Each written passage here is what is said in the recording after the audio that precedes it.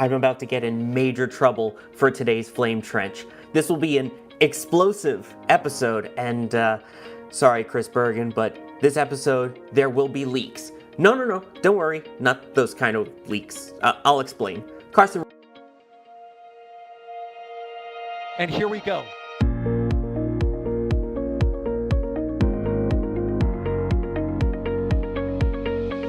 We have liftoff. Propulsion continues to be normal. R68 chamber pressure looks good. Traveling up. Roger, planet. Water towers fly! Yes! Tango down to nominal. Fighting downside speed off. Bring in SPD off. Off. It's orange! Orange 25! Oh my god! Oh my god! Decollage. What is it? Put that in the big bag, 343 unfolds to go. Indeed. We rise together, back to the moon and beyond. If there's methane, it'll be igniting in the flare, correct? Yikes. Keep that. We don't need any more of these.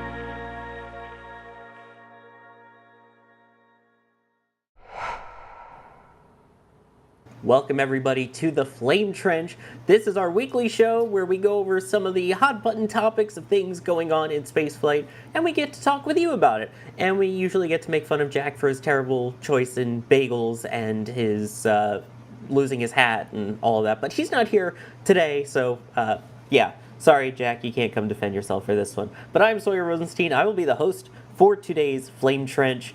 And of course, I've got some awesome people with me here. What does Jack say? His competent cohort of co-hosts to continue canoodling? No, let's not do that. Joining me today, first off, we will start with... I don't know, who we got, Carson? There he is, EJ, how's it going? Hey, how you doing? I'm What's doing going pretty on? good, you? Yeah, I'm doing all right. Hey, sorry about that, everybody. Flame Trench was late because of me. I was fixing a car and lost track of time. My fault, but I'm here. That's why I don't have a book. Just saying. But yeah, Sawyer, I'm doing good. How's everybody doing here? Everybody good? I think Chris Bergen may have had a heart attack somewhere. You didn't use a book in the open. Probably a heart attack of happiness, but still. It's all the way over there, man. I've already gone too far away. Sorry. It's already off my bookshelf. Sorry, I'm not going over there. Oh, if anyone understands about not wanting to stand up to go get something, it's me. Don't worry. Now, I have a question. If I made that joke, would you be annoyed? I would laugh my butt off. Okay, I'm gonna deposit that up here. I'm gonna remember that for later. Okay, good. Also joining me today is Alex. Alex, how's it going? Well, I was gonna make a joke here. I was gonna make a pun saying that, he just doesn't need any books because he's already read I guess. But anyways, you destroyed my pun there by making one already before me. So congratulations. But yeah, I'm here. Hi. It's been a while since I've been on the Flame Trench. I guess it's been like 3 or 4 weeks. But yeah. It has been a while. I didn't even realize that. Wow. But Yeah. We got the gang's all here, and you're able to see the faces of us thanks to Carson today, who is producing, pushing the buttons, pulling the levers. And we may or may not have some surprise appearance later, because there is a certain rocketry competition that is actively going on, which NSF is helping out with the video for parts of it. So we'll see if we can keep checking in on them every now and then. And what you're seeing right now actually is live, well, what will be live data from one of the actual rocket teams out there. Their hybrid rocket will be put up on the pad, will be fueled up, and with the help of NSF, our pack connected to it, you'll get live telemetry and potentially live video from a rocket flying. So we'll be checking in on that throughout the show today. So something to keep an eye out on, and thank you to Das and D out in the field helping to provide that as well, and for IREC for doing that. Speaking of a wreck, Axiom 4 Yeah. So this mission is There we cursed. go. It's cursed, I'm telling you. So for those unaware, the Axiom 4 mission, the 4th private mission, don't DJ, don't even. What? What? I What? see the finger going. No, it's fine. It's good. Anyway, so yes, the Axiom 4 mission, which would be the 4th private mission to the International Space Station with Axiom Space, has been postponed indefinitely at this point. So it started off with the rocket itself. During the initial static fire testing that they did prior to launch, they noticed that there was a leak in part of the liquid oxygen system that they had there. And during the press conference beforehand, they said, hey, it's probably fine. We can just purge the line. It'll be okay. But then just before launch, they took a look at it and said, actually, let's probably not take a risk with the people that are on board this flight, and said, yeah, we are going to delay this so that we can take a look at that liquid oxygen issue and then test it appropriately to get it resolved. And that appropriate testing was that they did a wet dress rehearsal. So basically they filled up the rocket, tested out all the propellants on it, and said, all right, you know what? Looks good. So they will continue to work closely with NASA and Axiom Space over there at SpaceX to determine the best launch opportunity for Dragon and the Axiom 4 crew to the International Space Station. So that was originally supposed to be, I believe it was Tuesday morning, then it was pushed to Wednesday morning. So it's been a bit of a delay, but at least the liquid oxygen leak has been tested. There was also the thrust vector control issue, so steering of the engines, that was addressed during the pre-launch conference. And it seems like, all right, then that'll be fine. Then the ISS happened. That is the target, in case you're unaware of this mission. It will be sending 4 people to the space station for a 2-week stay to complete almost 60 different science experiments. It includes Peggy Whitson, the most flown astronaut on the US side, with over 675 days in space, as well as the second ever spaceflight participants / astronauts from India, Poland, and Hungary. There is the crew you see here right there, including one of them there sponsored by ESA. Those will also be the first time those 3 countries have ever been to the International Space Station, and the first time that those countries have launched someone into space in about 30 years. So this is a big deal. And in fact, we actually, do we have the breaking news stinger, it seems like? We actually have hazard operations warnings out for when the next launch opportunity opens up. So that opens June 18th at 9:05 UTC, so that's 5 in the morning Eastern time. 5:05. That's gonna be fun. I'll be up and out there, but anyway, I mean, I guess better safe than sorry with the actual rocket side. Now comes the space station side.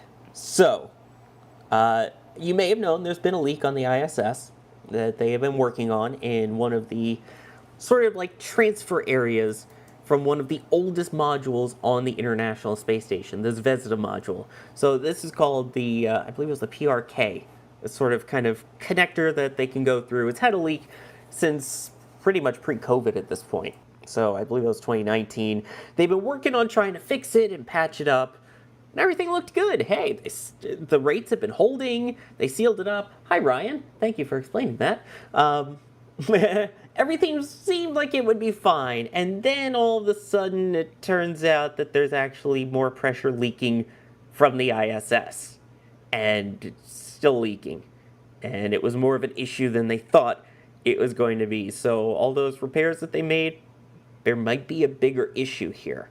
And that's something that I'm interested in talking about with you guys. But that was the next delay, was because the leak aboard the ISS, and they wanted to take extra time to analyze everything and adjust everything and check everything out.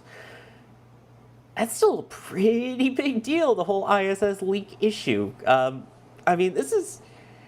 I don't even know how to address this. Alex, I mean, your thoughts here on this, yeah. Yeah, because specifically what changed this week, at least from what NASA said and what Roscosmos said, is that they recently tried to stop the leaks completely. Like they tried to do some work. They've been trying multiple methods for the many past years. Like you said, it's been an ongoing issue since 2019. There's no danger in the sense of like they're not going to be running out of air. Like the leak rate is very, very small, very tiny. So they can contain that. There's even a hatch to the portion that it's leaking, so they can close it off if they wanted to and just, be completely safe in that sense. The problem will be if the hatch were to be leaking, which is what appears maybe happening now. So what's going on is Roscosmos says that the compartment, the portion of the Zvezda module where there is this leak, they say, we don't see any signatures anymore of any leaks. Yay! But NASA is like, let us take a look at that because the station's pressure is still going down overall. So it's like if there is supposedly no leaks on that compartment, but the station is still losing pressure. The way that they measure the pressure on that compartment where the leak is, they close off the hatch that I just mentioned, and then they see if there's any leakage, right? Like there's the pressure in that compartment itself dropping. They don't see that drop anymore, and now it's like, but the overall station does lose some of that pressure. And in fact, they've been trying to sort of pump it up again. No pun intended there, but it's true. I mean, they've tried to pump it up. There you can see the graph of the few last weeks or so of the pressure inside of the ISS, trying to, bring it up again to some of the normal. You can see that the differences is like just a few very minor differences there on the pressure. So it's not a huge, sorry, I had to do like this to see it on my monitor. And so the latest thing, which Eric Berger reported today, is that what may be happening is that the hatch that leads to the compartment is also leaking, like it's not properly sealed, and it's leaking at the same rate as the compartment itself leaks out, which means you will not notice any pressure differences in that compartment, but on the overall of the ISS, you would, because at the end of the day, it's air that is escaping. So you're having a very complicated situation where now even closing a hatch may not even stop a leak, right?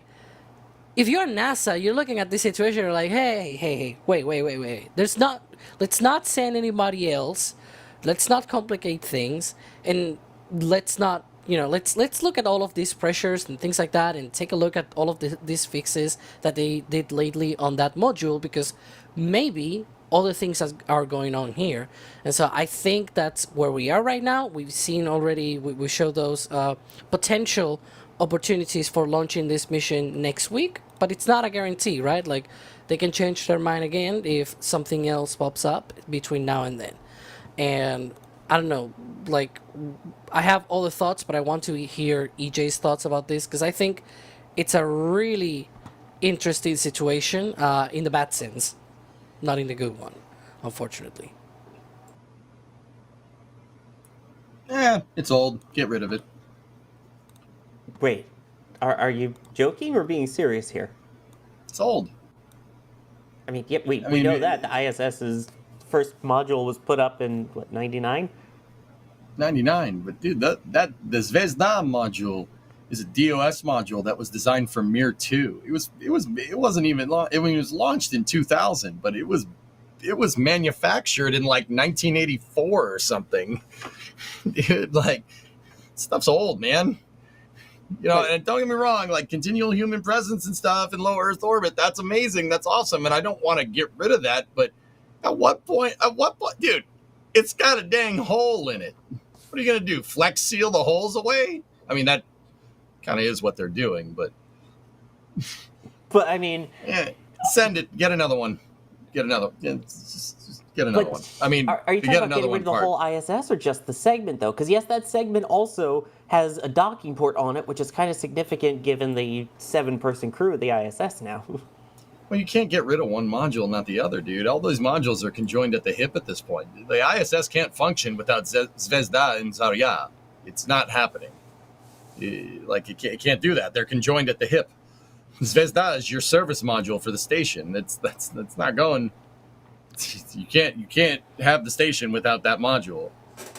Even though there's still controls on the U.S. side, you have the proven test now that both Cygnus and Dragon can boost the ISS if needed, because normally it is the Russian side of the station that does all of the altitude boosting for ISS.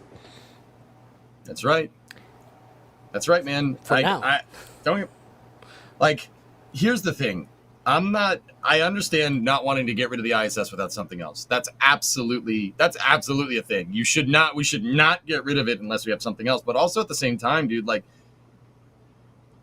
the ISS is there to conduct science, and you're not going to be able to conduct science. You're not going to be able to have a good bandwidth for scientific research on the ISS if they're sitting there chasing leaks the whole time and maintaining the dang station. I mean, Sawyer, even the U.S.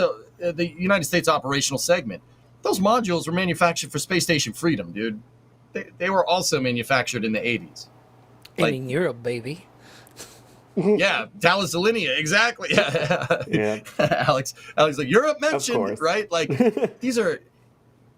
Now, don't get me wrong. Should NASA have a replacement ready to go and teed up? Yeah. Well, I mean, our friends at VAST seem to agree with them about this, but we're going to need. Like, at what point does it become like, you're screwing your scientific bandwidth because you're fudging around with a 45-year-old space station? Just get another one. But you're screwing your science bandwidth by not having a station too. More so like I said, than just having to chase the leaks. At least there are passive experiments and things that can be done even if they have to go around chasing leaks. Whereas if you deorbit the station early or just abandon it, you lose all of that. Yeah, I mean, it would have been prudent to, have a replacement, but, it would be prudent to do that. We should probably do that. But, I don't know, man. Like, sorry, the scientific bandwidth is great, but I mean, at what point does this become a real big problem and your now safety is jeopardized, man? Right? Like, you're not going to have any, I say get rid of the station. Say we're not going to have any scientific bandwidth. Well, yeah, if there's a big problem on the space station and we have to abandon it, then we're really not going to have scientific bandwidth. So, like I said, it'd probably be prudent if NASA would fund that commercial low Earth orbit destinations program, get some type of replacement up there, and, maybe start moving towards that or something. So I want to bring... Oh, go ahead, Alex. I was going to bring here to the whole topic and in discussion the fact that why did they care about keeping this place on the module open? Because I have a prop here. It's my calculator. So the module, imagine this is sort of the front of the module. This is the back. This actually, it will be the whole back of the entire back of the ISS. It's right at the end. And so it's sort of like right around here in this very aft portion of the module. There's only one docking port in this section. And then here, it's like a little bit of a pressurized section. There's a hatch in between the docking port and that's the compartment that has the leak, and then the entirety of the module, in theory, it's okay. And then you have like a node section, sort of at the tip of the Zvezda, where you have at the bottom, for example, you have the Nauka module now. At the back in the day was the Pierce module.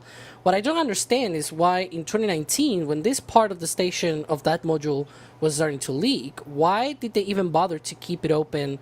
Because what they've been doing is they've just kept it, they've kept docking progress, and well, I think only one Soyuz ever since, to that aft docking port on this Zvezda module, and they've kept going with that and trying to use it, and it's like, maybe you're making things worse. They've tried desperately to just keep using that, and it's like the only use is just the docking interface itself, just to keep a progress on the aft end of the Zvezda, to be able to first refuel the module, because it has its own propulsion systems and everything to reboost the station, but also you can use that progress at the back end of the station to be able to do reboost. And it's like, at least to me, it's been puzzling why they've been trying so much to keep it around, and it's like, just close it off. And now with this latest development that maybe even that hatch inside may not be sealing anymore. It's like maybe all of those attempts to trying to keep it around might have actually been worse. Because now maybe that hatch is no longer sealing. And that's a bigger problem. You're right, it's And a door, not a ceiling. That's the point that I'm trying to make, dude. At what point are we just going to sit here chasing leaks, trying to maintain the space station before does it become a safety risk? That becomes a big problem if the station depressurizes, mid-mission. That would be bad. I don't think that would happen. But also, okay, so say it's a mitigatable leak. You're still going to be stressing out your environmental control and life support systems on the station. The ECLS on there is going to have to go through a higher duty cycle. And then you're going to need to resupply the station with more oxygen and more consumables over time. Last time I checked, there's a little bit of a lull in sending supplies to the ISS because somebody dropped the Cygnus module. Now in a time where the station is going to need more maintenance and more supplies, what do we do? Like, that's what I mean, man. The stations, some of these modules, like I said, manufactured before I was even born, before you were even born. Like, and don't get me wrong, I think it's a very fair argument to make that, NASA should have a replacement. We should have something. Now, personally, I like Skylab. Skylab back in the day was pretty cool. I put a LOX tank on top of an SLS core stage and put a service module or something on it with an Orion at the top. Boom, instant space station. There you go, one launch. And I know people say, EJ, that's going to cost a lot of money. Yeah, more than what maintaining the space station is going to cost. Yeah, I highly doubt that, right? And I know, everybody thinks that SLS is very expensive. Well, guess what? The maintenance bill for the ISS at this point is absurd. Go look at the budget for the program. It's quite high. At what point does it become at what point you're not going to do any science? You're just going to be sitting up there trying to patch leaks all day. I mean, they're not sitting up there with duct tape all the time. Yeah, I mean, they have to be their own plumbers too, yeah. But yep, NASA, by NASA's own admission, man, they're the plumber, they're the electrician, they're the maintenance guy, like they're the janitor. You're everything. You have to maintain the entire space station. And as these systems get older and they wear out, because some of them are 4 decades old at this point, I mean, at what point are you like, yeah, this might be a problem? The other thing I want to talk about is everyone's talking about, well, what about the leaks? Where are the leaks coming from? Things like that. I think it's worth noting that I know Berger mentioned this in his article, and it's something that's been addressed over time, especially the fact that, you're talking a metallic structure that is a pressure vessel that expands and contracts. I know people are going, but wait a minute, it's not like an airplane where the pressure is continually changing as you go up and down. And with airplane pressure cracks, they do regular inspections on those on the ground. You can't bring the ISS back down to the ground to inspect for cracks. But keep in mind also the temperature swings that the space station deals with.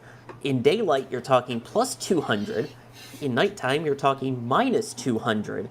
And that's 16 times a day that you're dealing with temperature fluctuations for 30 years. Or 20 years, whatever it is, 25, somewhere around there. All of these, I think, are what are playing into these cracks forming. I'm sure one of you guys would have a little more understanding on that, but... Well, it's like what Alex was saying. I mean, that the aft port on Zvezda is used for refueling the Zvezda module. They can use a Progress, and they can transfer fuel into the Zvezda module and use the Zvezda for boosting, but they can also use Progress for boosting the entire space station. That's because it's on the long axis of the space station, at the very back, right? So you could use Progress to do that. But you got to remember, there's no way, that Zvezda module was manufactured for the Mir 2 space station in the 80s. It was never designed to push a 400-ton station around, and I'm frankly amazed it's lasted this long. Mir 2 was not supposed to be nearly as big as the ISS. No way. It was not supposed to be big, and I'm like I said, testament to that pressure vessel design, because it's been able to take that compression load from station boosting for the last 25 years. Pretty good. And also all of the dockings on the aft section. I actually quickly looked it up on my spreadsheet, and in fact, the first expedition crew to the ISS docked to that very same docking port. So use TM31. Like, that is essentially a port that's being occupied, or at least has seen multiple dockings over and over again. And like, unlike I think it is this way, where the Soyuz docking system needs like a high impact velocity compared to the US, the one with the docking ring and everything, the one that this fella over here uses, essentially. The IDA. And yeah, the IDA, it's also the EDA pass system back in the shuttle and everything. And those are supposed to be low impact, but the one that Soyuz uses in Progress, in that sense as well, actually needs a bit more of a push whenever it docks, and so it's higher loads that it's getting as well. So that docking port has seen a lot of action for pretty much the last 25 years in orbit. Yeah, That's what I'm saying, man. Taking a beating. Dude, at what point, it's like the Last Crusade. He's trying to get in the Indiana Jones, the Last Crusade, is trying to get the cup, right? The cup of a carpenter. Right? Indiana, let it go. Let it go. Oh, jeez. That's right. And I mean, Elon Musk has tweeted about that just recently, basically saying, hey, we have big money from these contracts to the ISS. Obviously, it's important to us, but he's been pushing this for a while, and he's pushing once again, deorbit the ISS within the next 2 years.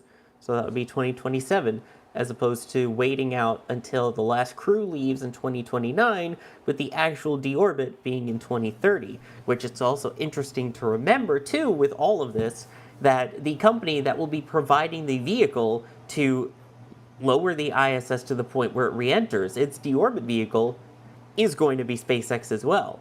So they have the contracts to launch people. They're getting the contracts from companies like Axiom to launch private missions there as well. And they're also the ones contracted to deorbit that. So what do we think? Do you think that SpaceX would actually be able to have that ready to go in just 2 years and deorbit it sooner if Elon gets his way that way? I don't see why not, dude. As far as I can tell, the USDV is not using any new type of propulsion systems. It's just the United States deorbit vehicle just looks like a Dragon with a service module with a lot of Draco motors just attached on the back.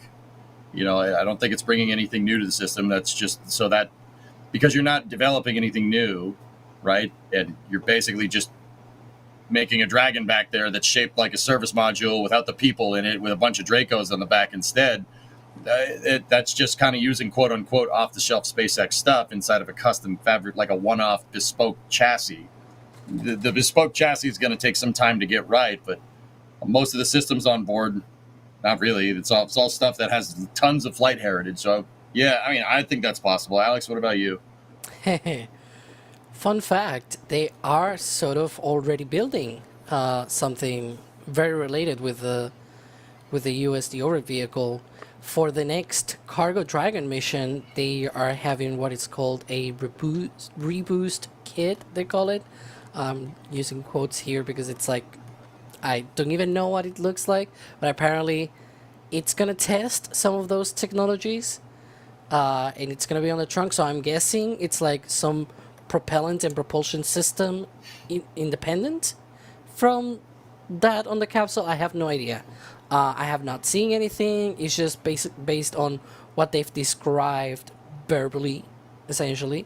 And they've called it a Reboost Kit on the trunk, and it's going to be used this summer on that CRS-33 mission. It's actually going to stay for longer than usual. It's going to stay, I think, 3 months this time around compared to the usual 1 month for a Cargo Dragon mission.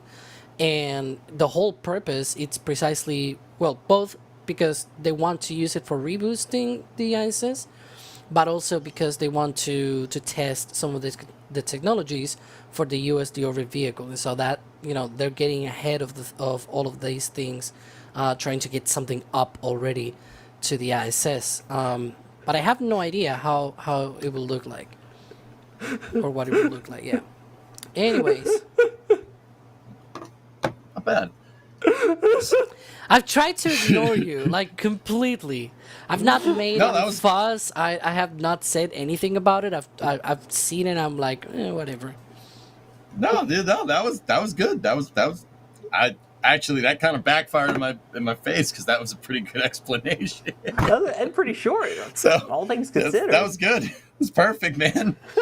So wait, Alex, you said that. So the next resupply mission is going to have something that kind of demonstrates the USDV. Do we and no idea what that is though, right? Like, where did we hear that from? Did they tease it or something? Yeah, on some of the conferences and things like that. Especially, I think it was ahead of Crew 10 and after Yeah. Crew 10 and things like that. Like around the Crew 10 mission, they usually have ISS program representatives. In this case, it tends to be Dana Weigel. She's, I think, now Yep. the head of the program. And for Axiom 4, there was also a pre-launch press conference, and she talked about that as well on that mission, saying that in the case of Axiom Cool. 4, they have all the way until July to do all that. Cool, man. And guys, for what it's worth, I like Alex's explanations. They're chock full of information. I'm just ribbing it a little bit. Alex, your explanations are fantastic. I really enjoyed listening to them. I'm not even being sarcastic. That's actually true. Like, because I give long responses myself too. So it happens. We like to talk here at NSF. Let's be honest. Hey, that's Yeah. what we. Hey, that's We're what we. very That's what we chatty. get paid for, man. Yeah. We also don't We are have Jack to very make fun chatty. of today, so. Which, by the way, I have to point out earlier when you were talking about the leak issue, UFO000 said, would Jack say, "Ah, my hatch. Ah, my hatch." And that deserved a lot of pun tokens. I saw that. I'm like, I had to bring that up. Dear Lord. But let's get to some questions from the viewers, because there's a lot, and I actually have a couple of them that I want to address here. Andrew Folks saying, when was the last time any of the seals were replaced, or are they still the original seals for the hatches? I mean, I'm sure they've done work on them, but pretty much everything that you see on the ISS right now, for the most part, at least when it comes to, mating the devices and docking and things like that, are pretty much still the originals, right? As far as I can tell, what was that? What was that noise? Did you guys hear that? Anyway, as far as I can tell, yeah. I mean, I know they've kind of greased the seals on things on certain components. Like there's certain components that are maintained, but I'm not sure if like the actual hatch, like latching system or anything is. I mean, as far as I can tell, it's the original. I don't know. We'd have to go back and look. Alex, what do you think? I have no idea. I'm gonna be honest about the ceiling dude. and everything. It's Right? not like they talk about it too often. But yeah, no idea about this one. And we touched on this briefly, but Saad was asking, so what exactly does this module provide to the ISS that no other parts do? EJ, you were kind of addressing it. You want to hit that one? It's a service module for the station, guys. It's your propulsion system. So, like, think like Starliner has its service module on the back. And that's where all the thruster blocks are, except for the ones that's needed for like reentry. Like, it's the service module, guys. It boosts the station. It helps with collision avoidance. You're not getting very far without that. Think of like if it was the drone ship. If it was one of the autonomous spaceport drone ships that SpaceX has, without it, think about it if it didn't have its own propulsion, like the azimuth thrusters at the four corners of the drone ship, it would just kind of float off into nothing, right? Space station would do the same thing. Yeah, a slight problem there. That would be a little issue. Yeah, I wouldn't want that. Also, Kevin Michael Reed is in chat basically talking about how old he is. So, hi, Kevin. Hi, Kevin. He's saying that he was born just a couple months before Skylab was deorbited, so he's old. Wow. That Yeah. sucks. Now, I really want to address this one because this is a question, regardless of the leak or not, I get asked a lot. And I think we have to point this out because we're talking about the whole science on board the ISS and the fact of will they be getting more science done, when they're going around fixing all the leaks, deorbiting and things like that. But they're saying, what do we need a space station for? What do we need to learn that we don't already know? Who wants to take that one? Dude, that's a good... Alex, do you mind if I take this? Take it away. All right. So, there's, apart from the scientific research that happens on the ISS, and I'm saying this as somebody that, saying just a second ago, the ISS is old, we should replace it with something else, right? Personally, people are going to look at me funny again. NASA wants to move over to commercial low Earth orbit destinations. That and farm out to commercial, that's all fine and dandy. I think NASA should just make another Skylab with an SLS. Just make a Skylab. Take an EUS or something, or like a new Glenn second stage, and build that out into dry workshop Skylab style to keep the science going. And then that supplemented with commercial low Earth orbit destinations. Now, you're asking, do we need one? Yeah, of course. Of course I think we need one, dude. The ISS, it's a good question to ask, because here comes an Alex explanation. I'm going to do one, okay? So give me a second. I'll put the timer up for myself this time. Oh, I already have one running. Don't worry. Oh, excellent. All right, perfect. Thank you. Good. I knew this was going to be a good one. Okay, so this feeds into a bigger thing about how personally I look at the space program, and I don't know, I'm trying not to interject too much opinion into this, but I think it's good for astronaut training first and foremost. Before I get into detail, good for astronaut training. You don't want an astronaut's first mission to be to the moon, right? I mean, maybe, I don't know, but nobody's ever done that before. Oh, here's your first mission, go to Taurus Littrow, okay, bye, right? Most of the astronauts flew mission that went to the moon. Most of them flew. I mean, some of them did it some of them did it the first time, but most of them flew in the Gemini missions before that and the Mercury missions before that, right? So having a space station for on-orbit astronaut training, that's relatively low cost. Smaller shelf life than the ISS. So something similar to maybe the Gemini manned orbiting laboratory program, or the Soviet Almaz or Salyut. I mean, Almaz minus the 20 millimeter cannon that they put on the front. Yes, that actually happened. Actually, I don't know if it was a 20 millimeter cannon. Whatever, it doesn't matter. They put a gun on a space station, and then they decided that that's probably not a good idea. And then everybody decided that was probably not a good idea. But I'm rambling a little bit. So I think having a station there for training and then supplementary science is a really good thing as NASA moves into beyond, really starts to move into beyond low Earth orbit. It's good for testing long duration stays for astronauts. And then while they're up there, they might as well do some science, but it's good training. I think that's really what we get from the ISS. I mean, don't get me wrong, it's also the scientific research. There's all kinds of university research going on a space station, and I'm not sure if replacing it entirely with commercial is the right way to go. A commercial space station is all fine and dandy, but you guys got to remember, having the ISS there is what gave us SpaceX. Think about it for a second. Having the ISS there is what gave us SpaceX. The Commercial Orbital Transport Systems contract is the contract that saved SpaceX. They would have gone bankrupt without it. And I'm not trying to say this that NASA should be holding this over SpaceX's head or anything. The point is that you had a destination for them to go to.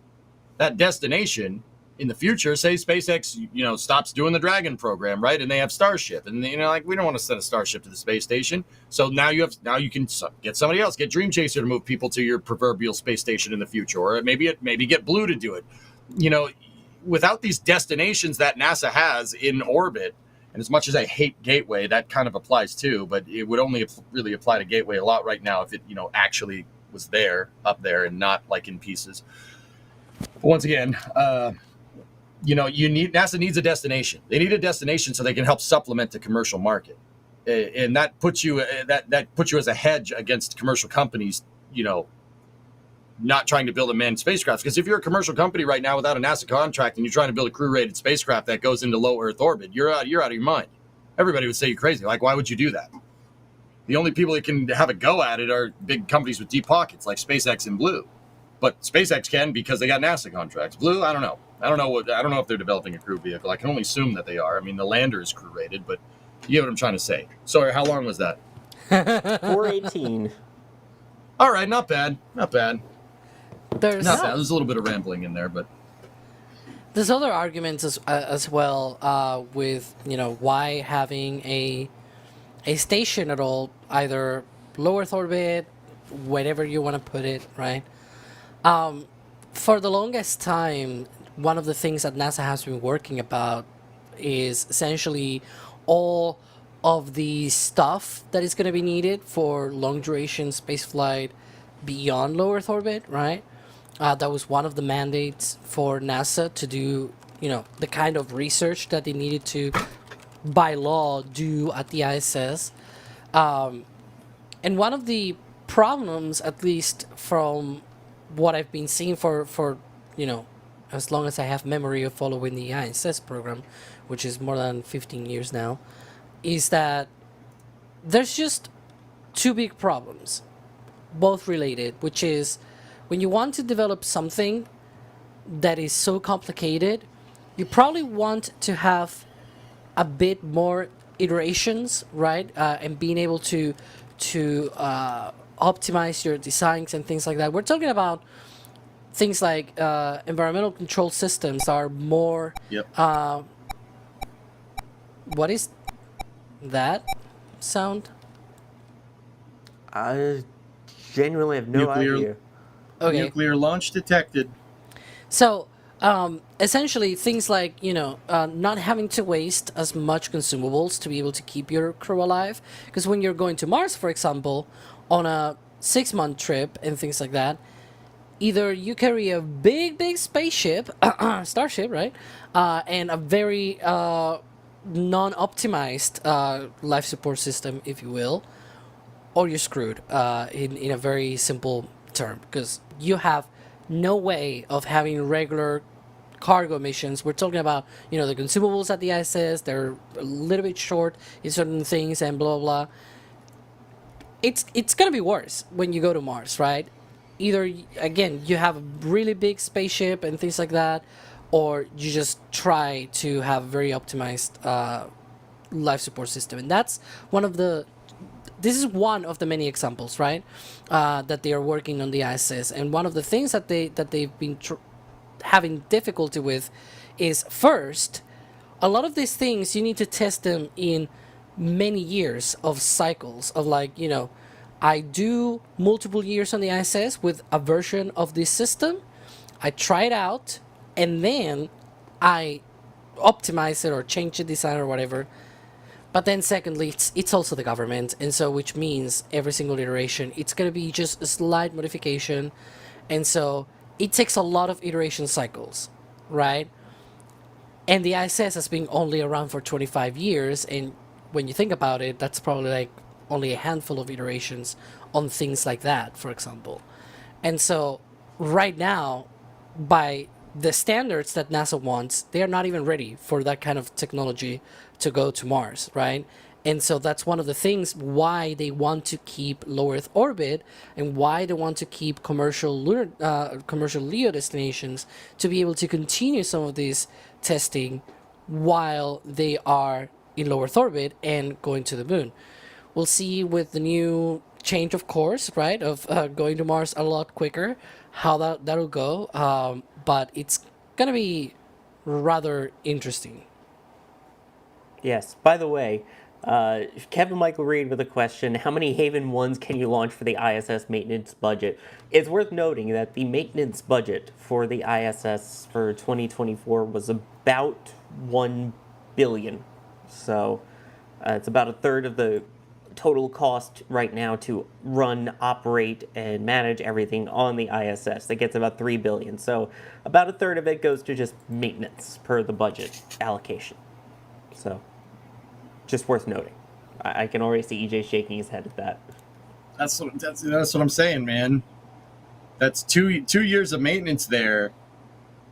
You could just make a dry workshop, right? Or, have a commercial contract out, dry workshop, right? Build a space station, and then send it on SLS. And then, even if your budget projections are SLS are to the tune of $2 billion a launch, right? That still pays for itself. Like, it's still... Wait. You get a brand new space station, right? Instead of maintaining that one, you got a brand new one and an SLS to launch it, right? Like, that's... Dry workshop? Just saying. Of what rocket, again? I don't know. You're thinking Starship, aren't you? I mean, no. I was thinking take a new Glenn second stage and basically make it into Skylab, because the new Glenn second stage is about the size of Skylab. So, put a docking ring on the front of it, put that in an SLS Block 1B, right? Or just put a fairing on top of it, or just put New Glenn's fairing on top of it. Screw it. And if you're in a bit of a pickle, you can just take the Falcon 9 second stage, add some solar panels, let's say a Dragon propulsion module. Since it's also narrower than the fairing on a Falcon 9, you can launch it on a Falcon 9 itself, or a Falcon Heavy if you want to outfit it. And let's say you just launch it like backwards with the docking port, sort of. Yeah, I'm talking about Dragon XL. Like, that's literally Dragon XL. It's just a Falcon 9 LOX tank with Dragon propulsion and solar panels. Like, that's what it is. Just do that. Like, dock a bunch of those, and you get your own station. Right? That's what I'm saying, man. They produce like what, 150 of those each year? Just take one apart. And also, again, the drive. Chat, by the way, just constantly saying, "What about Starship as a, I guess, Star Lab?" Because there's not enough things with Star in front of it. I'm on board for that, dude. I want Starship Space Hab. That's fine. Or Starship Space Lab. Sure, man. SpaceX, that'd be great for them to test out long durations, right? Just send a Starship up there with a huge, with all the living accoutrement in it, right? All the life support systems, right? Send it up there. You can work on managing boil off for long periods of time, and then send a Dragon XL or a Dragon to it. Maybe resupply it or send people to it with a Dragon. Dude, there's tons of potential there. Starship could just be its own ISS, right? Like, I mean, Starlab is already taken, though. As I was just being told, yeah. Ironically, Starlab is gonna be launched on Starship anyways, so there you go. Well, yeah, baby. I used probably the wrong tense. May be launched on Starship. Asterisk, yeah.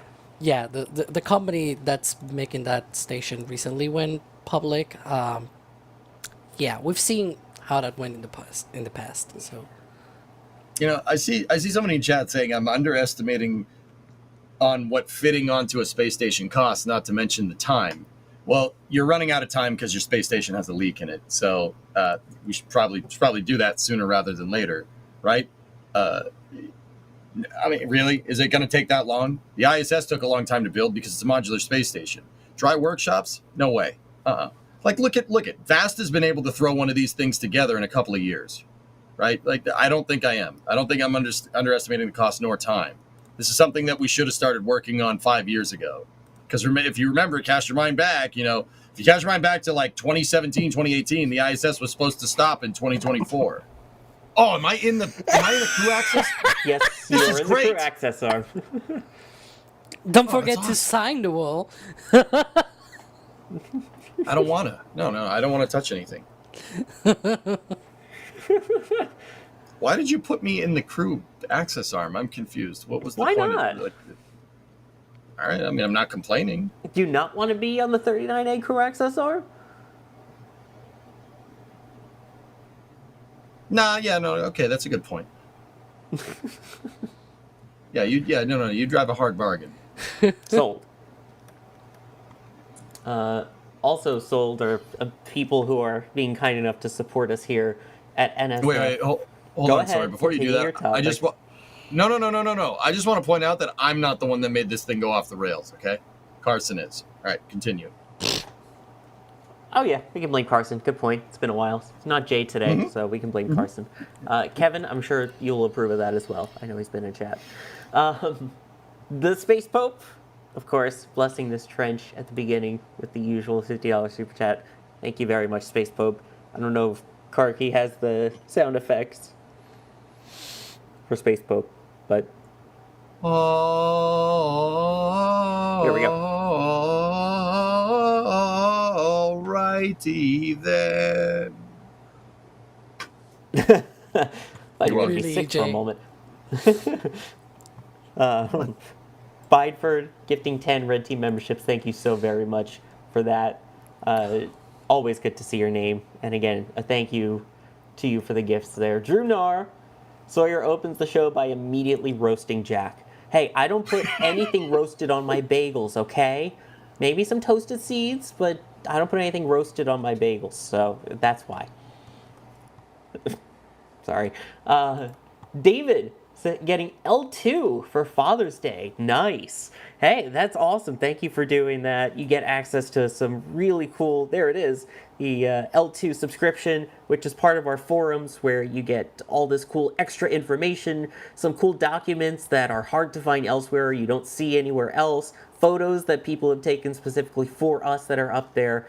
It's really cool. So thank you so much for that. And it's a great Father's Day gift. It is the gift of knowledge and information, perfect for any Space Geek dad out there.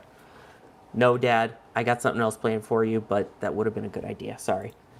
The Real Swordsman with the $10 tip at tips.nasaspaceflight.com. Oh, it's time for a Spaceport America Cup. Fun. I had 2 cents on bagels, but if Jack's not here, guess it has to wait instead.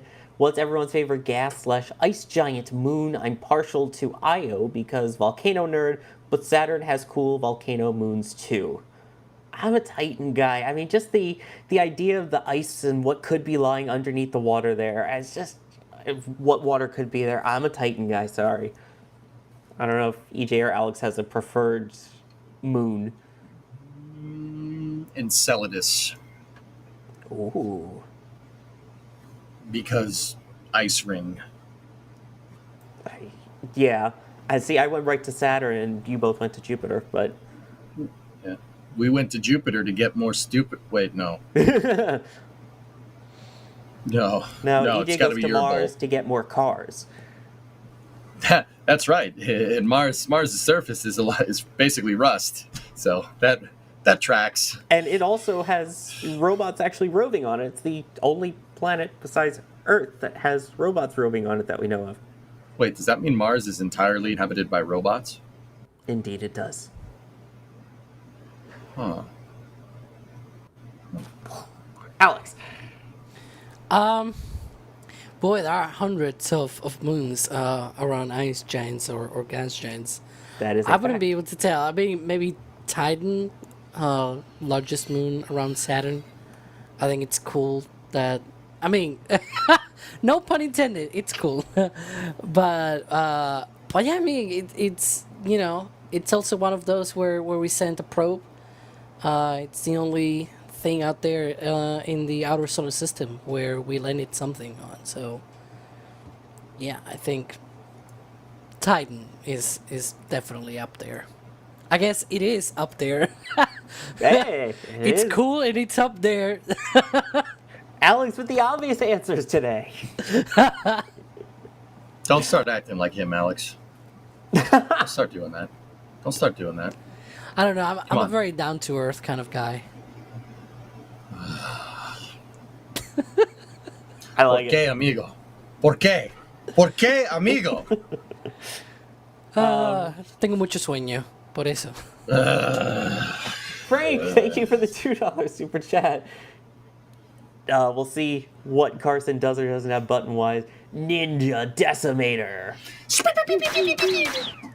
There we Oh, you did it. All go. right, cool. Gifting 5 Red Team memberships. Thank you very much for that. And sorry to put you on the spot there, Carson, with the sound effects. The Space Pope gifting 5 Red Team memberships as well. Thank you. Minor downfall. Why don't they use Ariane 6 to save the ISS? Because by the time they launch it, the ISS will have been in the ocean for 10 years.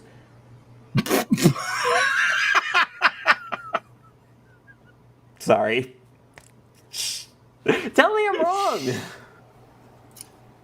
No, I don't think that Ariane 6 is necessarily a bad rocket. I think it's a really good rocket if it's 2015. It's a good rocket that's been delayed, and the off-centeredness of it drives me absolutely nuts. But still, Yeah, right. I mean, Alex is the resident European here. Yeah.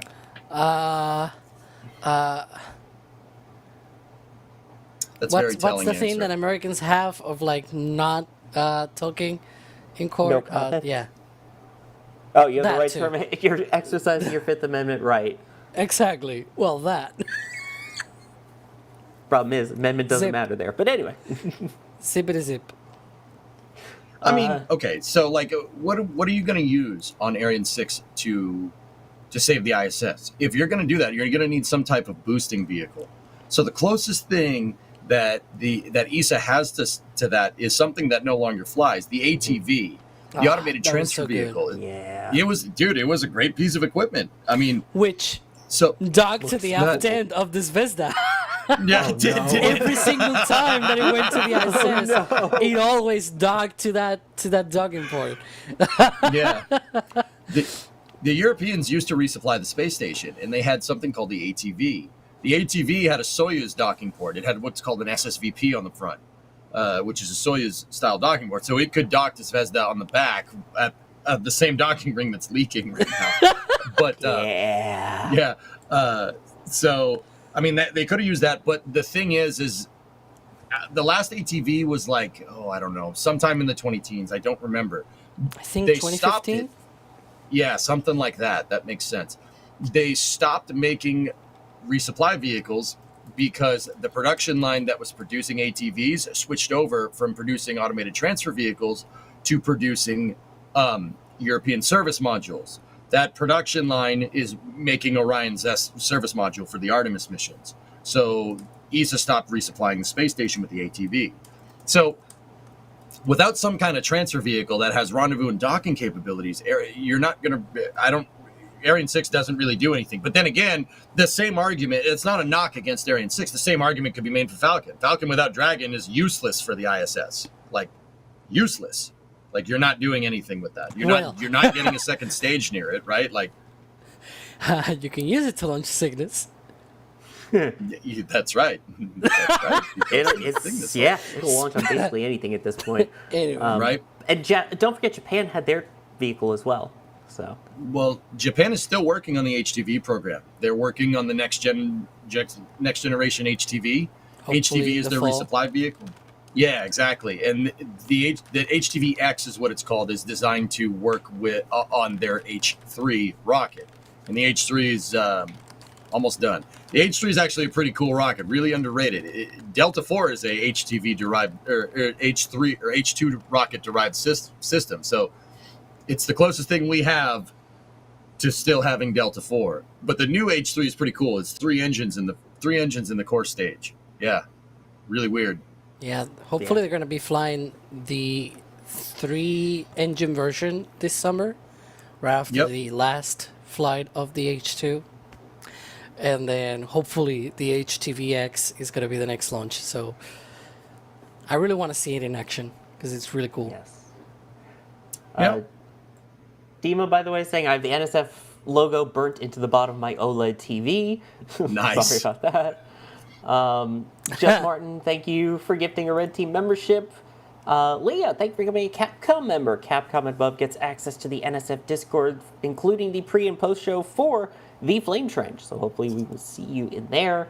And Ari saying, I fear whatever happens with an ISS replacement will be losing out on science. I don't see a replacement with suitable volume and power right now. Yeah, again, like we were talking about, it's a catch-22. Wait, what? Is that What's that us? voice? Das for Flame Trench. I'm not sure if my comms are piped through yet, but y'all let me know. Tell Carson to pipe me in. We hear you here in our Discord, and I'm waiting for chat because they're on a slight delay to see the 5x5s. All right. Well, let us know. Tell Carson that it's time to pipe the IREC update in with the team from RIT out here. Sorry, Mike, Whatever thank you. music. Yeah. 5x5s, Das. All right. Are we good? Go for it.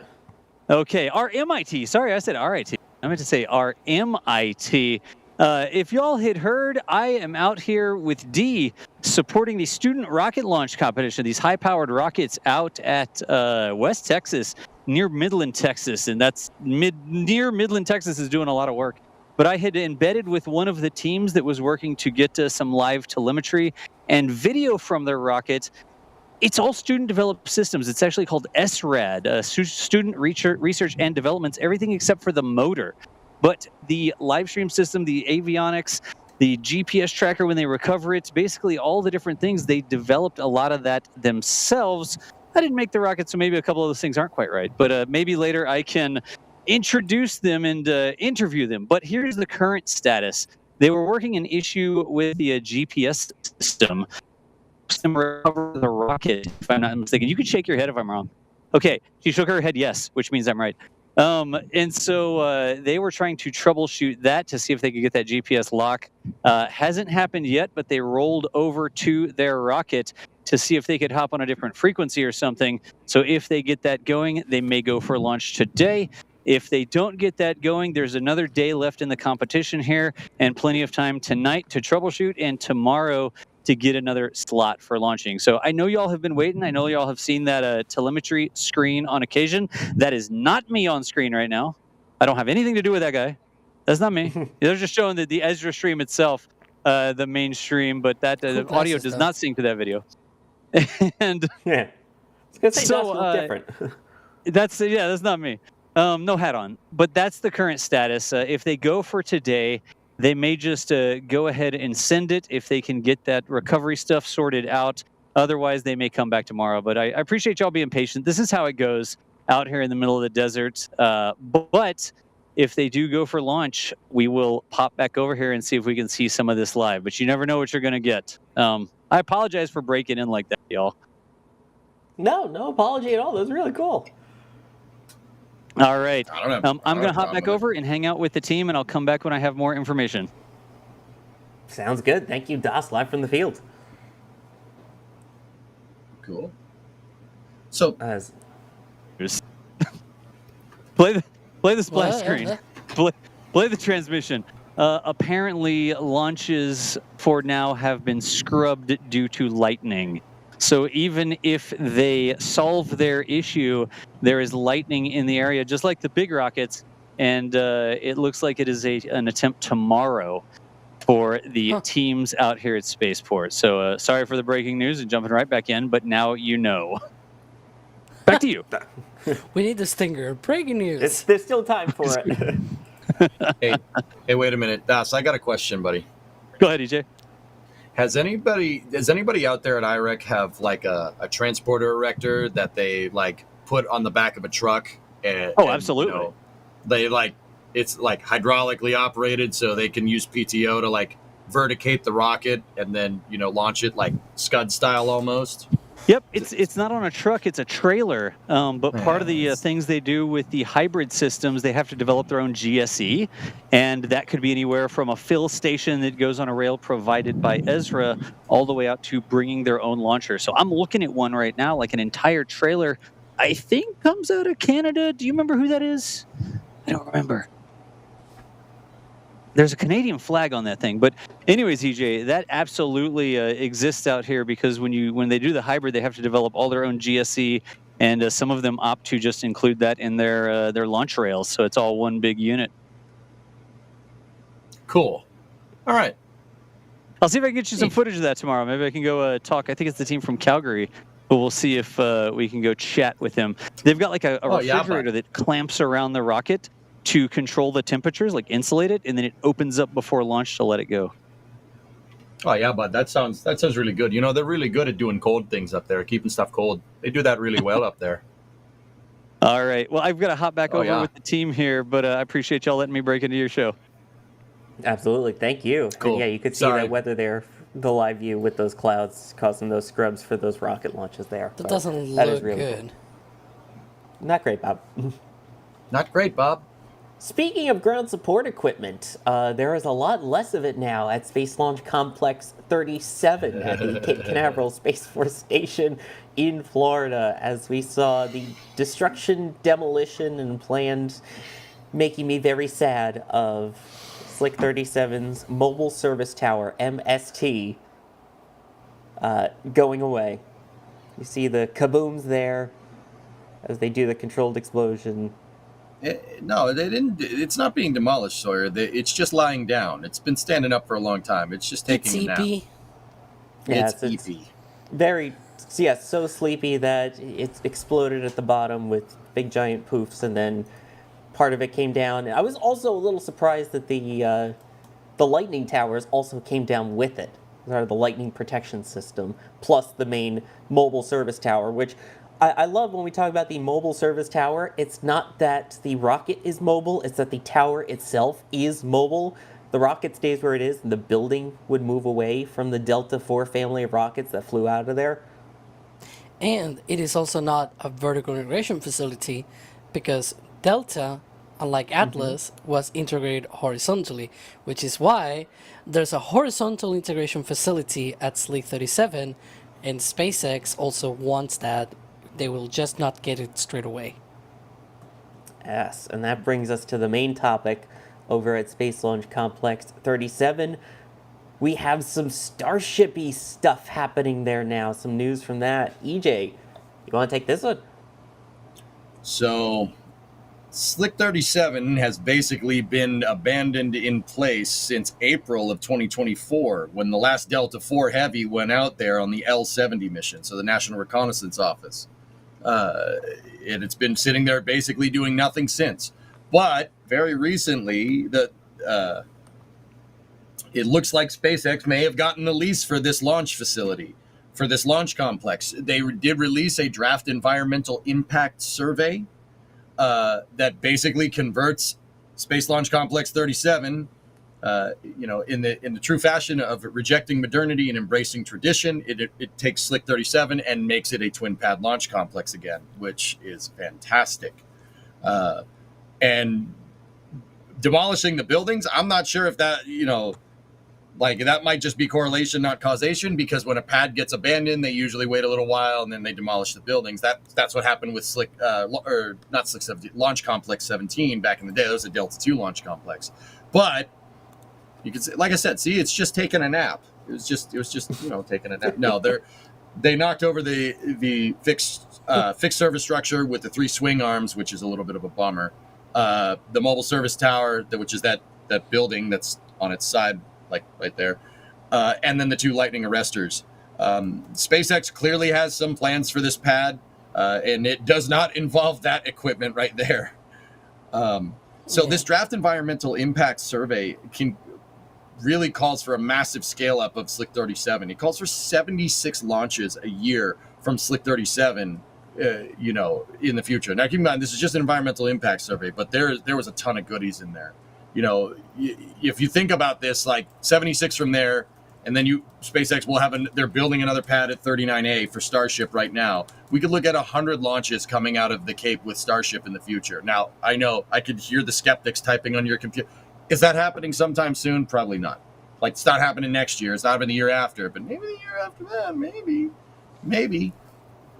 But in order to do this, in order to convert Slick 37 back to a twin pad complex, and I'll tell you more why it was originally a twin pad complex. I'll say that in a second. You're basically got to wipe the slate clean, and that's basically what they're doing. Now, I say Slick 37 is a twin pad complex. That's because if you don't know, for the last 23 years, till 2002 was the first launch. Space Launch Complex 37 has pretty much been a single pad complex. It's just Slick 37B. But what a lot of people don't know is that Slick 37 was built for the Apollo program, and it was originally a twin pad complex. It was a twin pad complex because between 2 pads at Space Launch Complex 37 and then another pad at Complex 34, you could launch 3 Saturn 1Bs in succession and do an Earth orbit rendezvous. They built it for the Apollo program as a backup in case the Saturn V didn't work. Because what would you need to use Saturn 1Bs to launch Apollo hardware to get to the moon if the Saturn V doesn't work. You need one to launch the lander, one to launch the crew, and one to launch a stage. 3 pads, one of them with crew access. Slick 37 was built right next to Launch Complex 34 as a hedge against the Saturn V not working to be able to move people to the moon back in the day, which we ultimately did. The Saturn V ended up working. They ended up solving the pogo problems. I mean, not totally, but you get the idea. And the U.S. ended up going to the moon 6 times, right? Out of 7 attempts, but we don't talk about that. So when I say like it's reverting back to a dual pad launch complex, I'm saying, reject modernity, embrace tradition. Yeah, baby. There's a shot of Missile Row. Now, Slick 37's at the very, very north part of this picture. In the foreground, there is Slick 36. Slick 36 was also a twin pad launch complex for launching Atlas Centaur back in the day. And then you have 3 Atlas pads, which are 11, 12, 13, and 14. And then I always get the Titan pads wrong. There's 4 more Titan pads there. But it's like... should be 16, 17, 18, and 20? No, it's not 17. 17 is on the south side of Cape Canaveral Space Force Station. Oh, There's true. a Delta pad.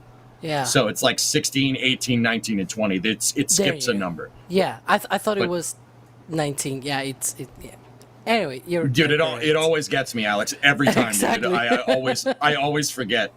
Yeah. The cool part about this is if you took sorry, real quick. The cool part about this picture, this is a Missile Row picture from back in the 60s. Cool part about that picture is that if you took this picture today, all these pads, almost all of them would be occupied with commercial space paraphernalia. Yeah, because you've got Blue Origin there in the foreground. Yep. Then you go a little bit further up. You've got LC1 and LC2. You've got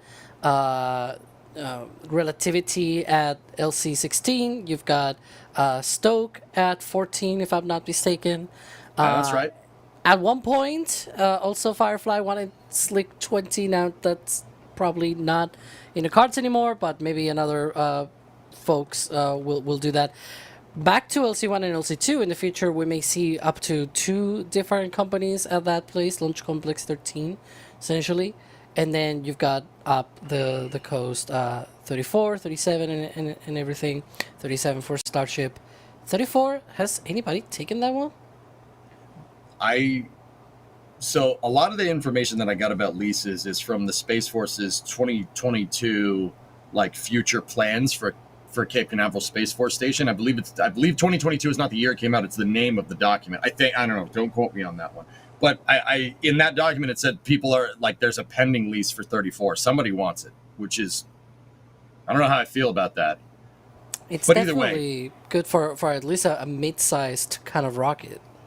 Oh yeah, absolutely. Well, 34 is built for heavy lift. You could put easily. You could put a heavy lift rocket. The Saturn 1B is a heavy lift rocket. But either way, big plans to Slick 37.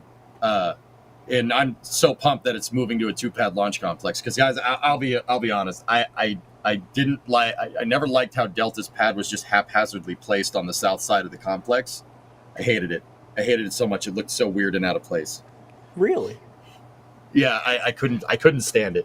And this isn't a slight against Delta. I love Delta, but I love Delta launching from Slick 6. Okay, at Vandenberg. Hey, that hurts.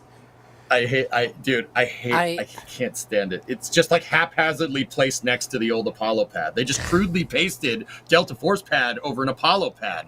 What the heck? I have a question. What's up? Will they call it Slick 37-1 and Slick 37-2? I am calling it Slick 37A and B, and not even Elon could change my mind. No. I will be so mad because you're changing what was already named 37B. So this is the perfect opportunity. We're talking 2 towers here. Yeah, go ahead and make your jokes about the 2 towers. We're having Pad A and Pad B. It makes perfect sense to have LC-37A and B. We've had B already. Now we have LC-37A and B. That's what we're calling them, whatever the heck they say on Twitter or X. We have A and B already in Starbase. You're not going to change my mind on that. That's the problem, that it's supposedly no longer A and B, and it's like, they used for years on documentation Pad A and Pad B. and suddenly I feel betrayed, so to speak. Like we're now being told that, oh no, it's pad 1 and pad 2. Like not even more than 3 weeks ago. Dan Hewitt from SpaceX, he went like, it's always been pad 2, and I'm like, no. Oh, you On should the have seen Alex in the documents back it said channel. pad A and pad B. Yeah, I actually made the count of like seeing in which of the documents it said pad 1 or pad 2. Nowhere. Like, the whole reason we called it pad A and pad B, it's because it was officially written by SpaceX on documentation. Like, we didn't came up with that out of the blue. And the funny thing is, the other day there was a Rocket Lab launch of an Electron, and they talked about their launch complex at New Zealand, and they're like, this is launch complex 1. It has pad A and pad B, and I was like, SpaceX could never.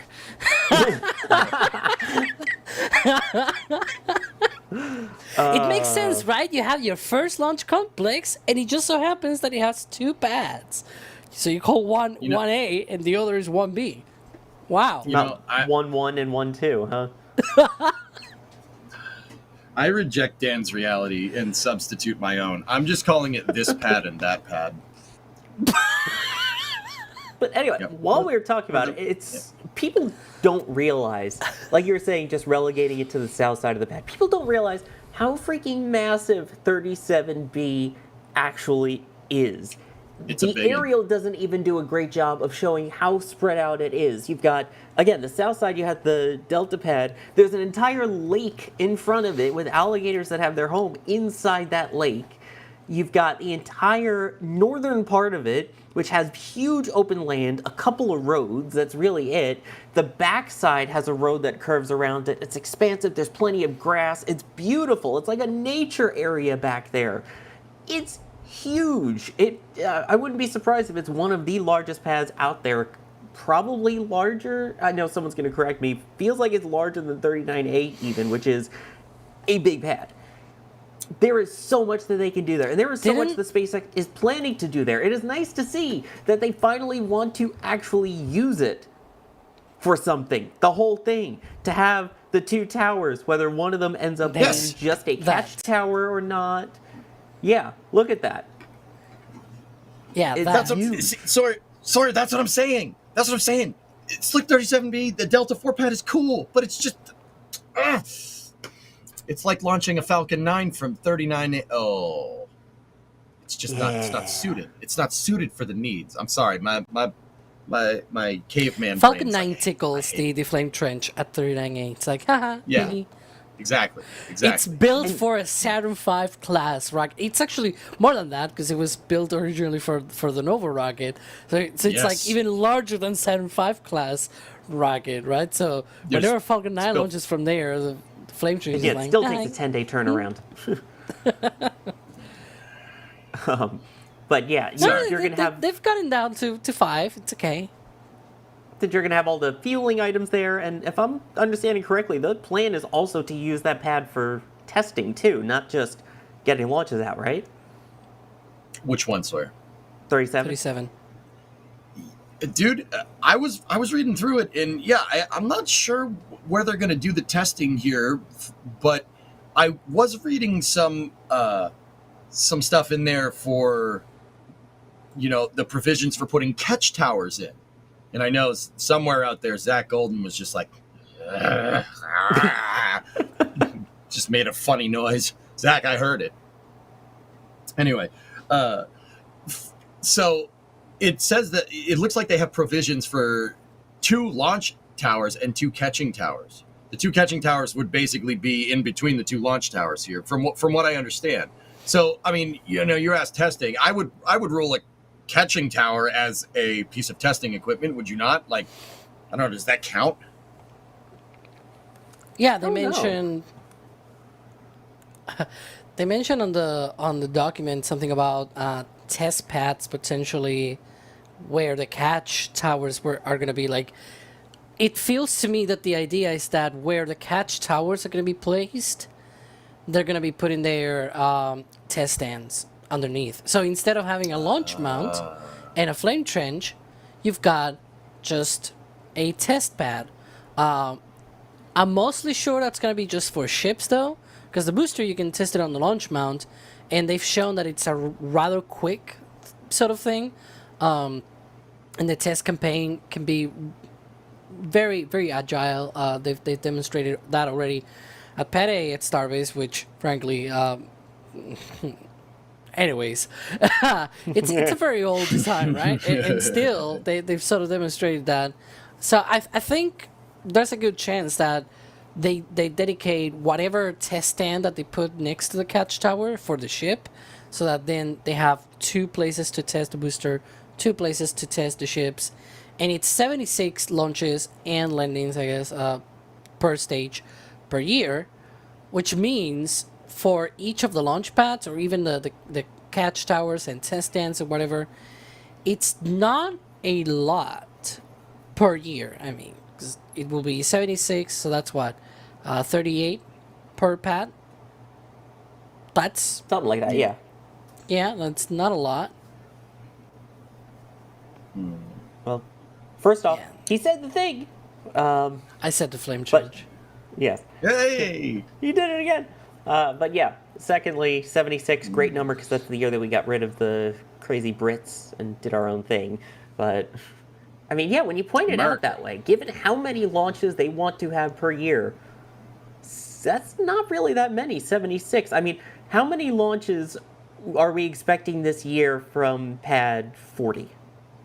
I think they've already done, because I said double mean 38 per one of the pads at Sleek 37. Let me take a look. Almost 34 already from Sleek 40 so Right. far. So that will be like, twice that. From going back to last year, from Sleek 40, they did 62 in a year from one single launch pad. We're talking here one launch complex with 2 pads, and each pad will be 38. That's not a lot when you think back to what's the cadence just for Falcon alone. But here we're talking about, 76 launches, 76 landings per stage, plus their testing prior to launch. And then you have to add on top of this LC-39A, which they've requested 44 launches per year with its own 88 landings, 44 per stage, plus whatever many tests they have. And then you have to add on top of that potential launch scrubs, which means, I did the math for this, it's on my latest article, and it will mean approximately more than 600 Starship related events per year just from Florida. Just with Starship. Yes, please. Yes, please. I will take one Starship event from the Cape, please. Are you ready to not sleep? I already don't, man. I was gonna We're say, good. yeah. A bit more. More no sleep. Alex, I got a weird question. Sorry if you don't mind. Like, this Go is for just me asking a question. Do you think these environmental assessments are tentative for the plans that they have now? Meaning that, you have 2 launch towers at Slick 37, right? And then you have 2 catching towers, and proverbially some kind of test stand under there. Do you think they would eventually build the catching towers into full-on launch pads, make it a 4-pad complex, right? And then, maybe in an EIS down the road, they, say, oh, we're calling for 300 launches from Slick 37 at this point. That would be rather interesting. I guess it's just a matter of seeing what happens in the future. They're going to need a lot of launch pads, right? Right? Yeah, to that's be what able I'm to thinking, support man. not just Artemis, because at one point you get so many launch pads that you obviously cannot forget that they want to go to Mars, right? And there's this slide. I'm seeing Carson sort of flipping through the article. And one of the things sort of at the end, I left one of the slides of the recent presentation, and it talks about having 10 launches per day of Starship. And it's like, yes, that will be amazing, but you need a lot of launch pads, right? Because we're talking about launches that are, carrying stuff to Mars and all that. Like, you're talking things that you cannot do the usual, what they say about, rapidly turning around and things like that. You can maybe do that with the tankers, but if you're carrying a ship with 200 metric tons of cargo on board, you need some time to load that on the ship, right? And so every single time that you try to turn around your pad, you need that extra time perhaps to load that cargo. But more launch pads, more better, and that's the way to go. Just have more places to launch from. That's also More a runways. lot of propellant that you'll need as well for all of those launches. Oh, yeah. Also, sure. I guess it's part of the benefit of having more pads than less, but they are going to need maintenance. A, getting blasted with 33 Raptors will cause damage. B, being directly next to the Atlantic Ocean with winds that tend to blow in from the east that cause a lot of corrosion are also going to be problems for when they're not getting blasted by engines. Maintaining a pad at the Cape is ridiculously hard because you have the ground support infrastructure that's your own. You have the ground support infrastructure that is part of either the Space Force Station or NASA in terms of things like bringing in nitrogen, bringing in gases, all of the underground lines, things like that. You're also digging on a swamp. You're also digging, well, not so much a swamp, but basically not the hardest soil underneath. You're talking about a national wildlife reserve as well, next to the ocean, in the Florida heat, where there are hurricanes. These pads are going to take a heck of a beating. So I guess it's better to have more than few, but it's going to be a lot to maintain that, to then be able to keep up that launch cadence too. I guess with 37, you'll have the advantage of a pad being custom built, kind of like 40, to withstand these quick turnarounds. But what about something like 39A, I guess? Can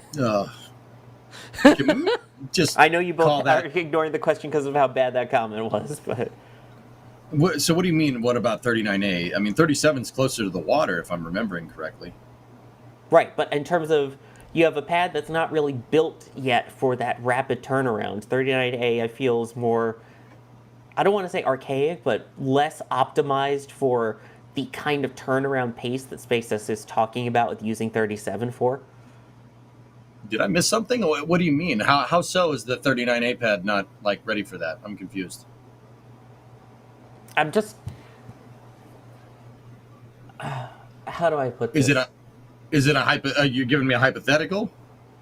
I'm just trying to think into the future in terms of maintenance of pads and everything like that. I mean, what they do I get they're building from scratch the Starship side of things, but I feel like you're starting fresh from 37, where you can build whatever you want, however you want, redo all of the underground lines and things ahead of time, versus 39A, where everything's kind of set in stone. They kind of copied and pasted the Falcon infrastructure onto the shuttle/Apollo infrastructure. I don't know. Does that make any sense to anyone? You're talking about basically they can clean sheet the launch complex. You're talking about like Falcon 9 on 39A. Exactly. Yes. I thought, guys, I thought Sawyer was talking about the Starship pad at 39A. I'm like, wait, that's clean sheet. Is that not? But yeah, no, sorry, I think you're absolutely right. SpaceX is basically gonna blackboard the entire. They're gonna erase it like a blackboard, all of Slick 37, and they are going to rebuild everything. It's gonna be a clean sheet Starship pad, just like Slick 6 was a clean sheet shuttle pad, and it was really nice. Yeah, and Sorry, very clean, totally not reusing infrastructure for Delta IV Heavy there or anything. We're gonna see the same at Slick 6. Well, actually, we won't. And I'm not talking only about the fog. Yeah, true. Yeah, by the same I mean that they're gonna be tearing down also the mobile service tower and everything, the fixed umbilical tower, all of that will be gone as well, for Falcon 9. Sucks. And Falcon Heavy. Yep. Yeah. All right. Let me thank some people here before I give myself a headache trying to think of what I'm thinking about. Slick 6, my beloved. Oh, it's what it could have been, but it's the West Coast, so it's fine. Yep. Anyway, Drunar, LC-37 North and 37 South. Ouch, I hate it. Oof. No, please. Pele Joe, why not this 1 and 2 at Starbase, 3 at 39, and 4 and 5 at 37? I also hate it. I appreciate the telling you. support very much from our members and from our viewers, but But he hates you. why do they hurt? Why do you want to hurt my soul so badly? Oh man. The numbers are going to... it's like the meme where it's all the numbers flying around me right now, just trying to think of the name of the pad. It's like, oh my god, just... AB. We've had... How many pads have we had at the Kennedy Space Center, Cape Canaveral Space Force Station that are -1 and -2? None. How many have we had that have been A and B? Multiple. The precedent is set, and I don't want to hear, oh, well, the precedent can change and they can update and change it. Come on. It just sounds wrong. I still say we should just call it this pad, and that pad. Yeah, this one. No, that one. That'd be great. You can call First it this, one, then so the you other. can call it that. You can call it this, so you can call it that. Anyway. Yeah. See, now you get it. Shiloh saying, looking at 39A, could they replace the shuttle/Falcon service structure, place another Starship tower up there, and place a third tower further west? EJ, I already hear you groaning / making noise. No, that was the dream, man. I thought, actually, fellas, like, that's what I wanted. That's what I thought SpaceX was going to do that. I thought because Slick 37 has a 3-bay horizontal integration facility that SpaceX would move Falcon 9 operations to Slick 37. Take old Slick 37A and make it a Falcon 9 crew-rated pad, and then take Slick 37B, where Delta is, get rid of all the Delta stuff and make that a Falcon Heavy and uncrewed Falcon 9 pad. So, like, make another copy of Slick 40. And then you have 3 HIFs, so you can... Yeah, that's right. Slick 37 has 3 horizontal integration bays. Like, that's gigantic. So you could easily run a twin pad launch complex out of there, and it's a gigantic pad. It'd be great for doing that. The reason why I thought they were going to do that is because I thought they were going to do exactly what that question says. Like, just make 39A, convert 39A into total Starship operations, and use the VAB to build them. That was my original theory. That was wrong. That theory was way wrong. But also, that's a pretty good idea. There's the original idea of launching what was called at the time the Interplanetary Transport System from 39A right there on the same flame trench. It was built for that. Like, that was built for that kind of rocket. Yeah. That's the type of flame trench that withstood the forces of the Saturn V and the Saturn 1B. It's like, that's what it's made for. It's made for big, powerful engines. Oh, God, it hurts to see that. That would be so nice. Back when the booster was going to be 127 meganewtons of thrust. That was bonkers.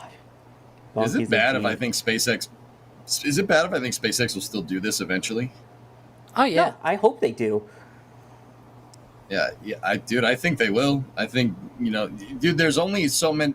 You can only stretch the Starship design so much before you're going to run into huge lateral oscillations. Though, if the thing is too long, I mean, any Kerbal player that's made a really tall, skinny rocket knows what I'm talking about.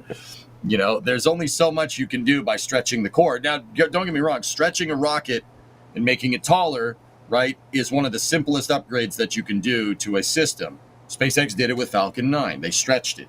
Now, don't get me wrong, this is all a factor of difficulty that is really difficult for us mere mortals, but in terms of like changing designs on your rocket, stretching it is one of the easiest things that you can do.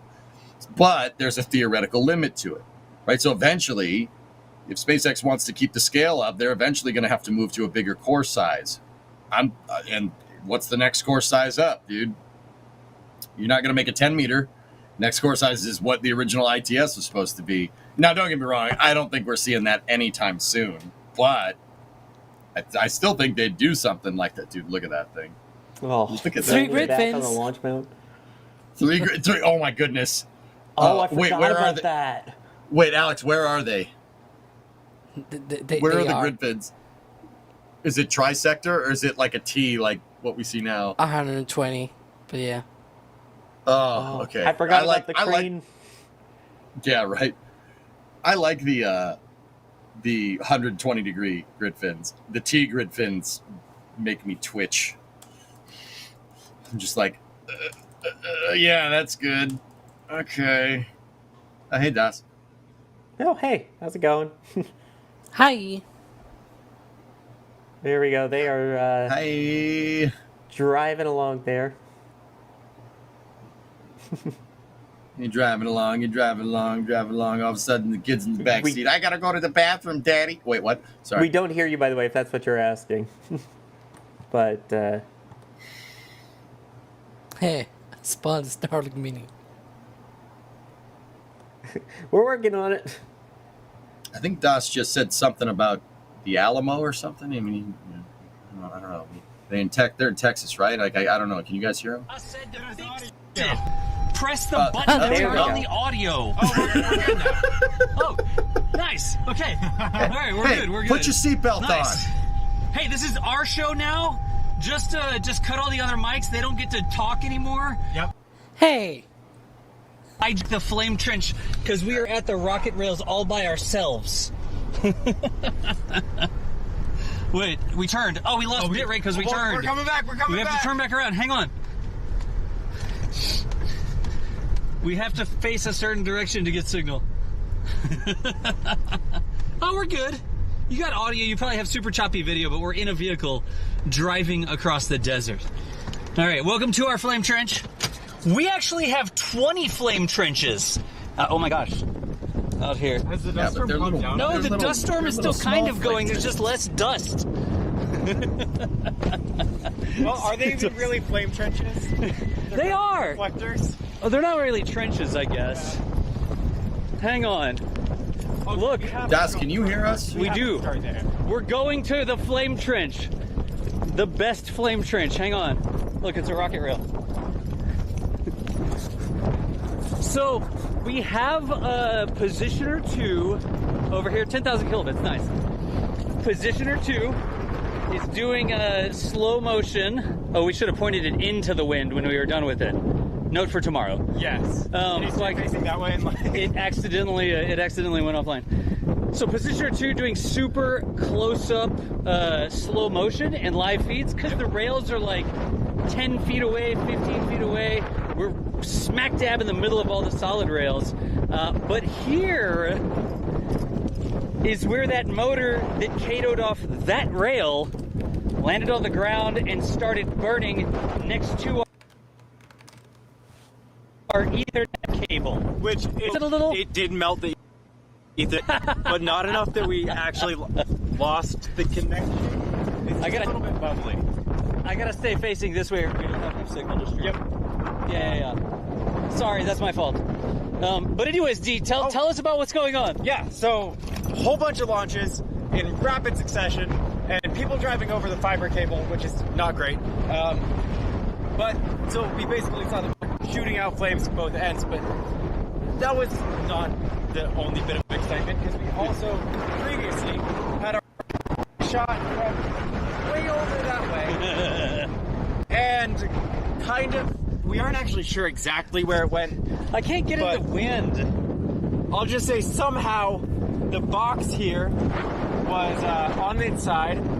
The tripod was, a leg was disconnected and it was on its side. And the cable connecting this to our other equipment was about 100 feet that way and severed in multiple pieces. It was like dragged all the way over there. We have the pile over there still. Yeah, let's go look at the cable. We can show them the cable. Don't turn. Okay, how am I supposed to walk if I don't turn? All right, so Ethernet cable carrying signal from danger close Positioner 2. Ain't nothing I can do about the wind noise. We're like in a windstorm right now. But this is yesterday's cable. Show us the cable, D. Well, here's one part of the middle of it. That's not supposed to do that. No, it's not. It was on a reel also at sections. That doesn't exist anymore. Is the end in there somewhere? There is an end. I don't know if we'll ever find it. Well, there's more broken That's not pieces. great. Not ideal. Here's the good end. I know. I don't The think other we'll end ever- is in the floorboard of the car. I threw it in the floorboard of the car. I was gonna like ship it to a member or something. Stay tuned for more details on that. But actually, we're over here to troubleshoot some problems. We do have this kilometer fiber reel that goes from here all the way over to the launch live stream control. And trucks have been driving over it, apparently. That's not great. We hope that that's not a problem, but Flow is dead. the EcoFlow is dead, which is why the Starlink would be dead, which is why we wouldn't have connectivity. But Because it just lose both the fiber converter and the Starlink. there's the problem. Okay, so we did have a little solar panel over here trying to feed this EcoFlow whatever generator. We need a bigger one, but that costs money. And we apparently ran out of power on that today, which took down our Starlink and the media converter for the fiber, which is why we lost connectivity. By complete luck, however, we lost that power after the last rocket went from this pad. There was one more launch from over that way that's a long distance away, so we really didn't miss that much, thankfully, but we do need to be ready for tomorrow. But that should be a much shorter day. Yeah, in fact, we have the other EcoFlow in the car, and we can plug it in and make sure everything comes back up. Yeah. And then we can secure the cameras, bag them. Is that storm still coming? There might still be a storm coming. It seems like we were only on the edge of I think the we've storm. missed us, yeah. I do want to actually check on the fiber because people have just been driving through Chat, here should we all go day. check out the fiber cable? You know they're going to say yes. Oh, yeah. I'm going to check the member chat. Maybe, if I have Also, connectivity. is This Week in Spaceflight premiering at some point? I don't even know what time it is. Yeah, 7:31. It is 5:52. That's 7:31 Eastern, so so that's 6:52 Eastern, 6:31. So we have 40 minutes of show to do. Okay, All cool. right, y'all are done. Sorry. Yeah. Sawyer and EJ and Alex, we can hear y'all, but we can't really talk to you. That's fine. You can talk to us live to the stream. But yeah, I was gonna say, if you hear us, we can hear you, so you can talk to us.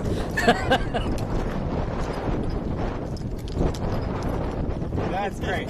It's just very, very delayed. You're probably hearing us like, but with long pauses.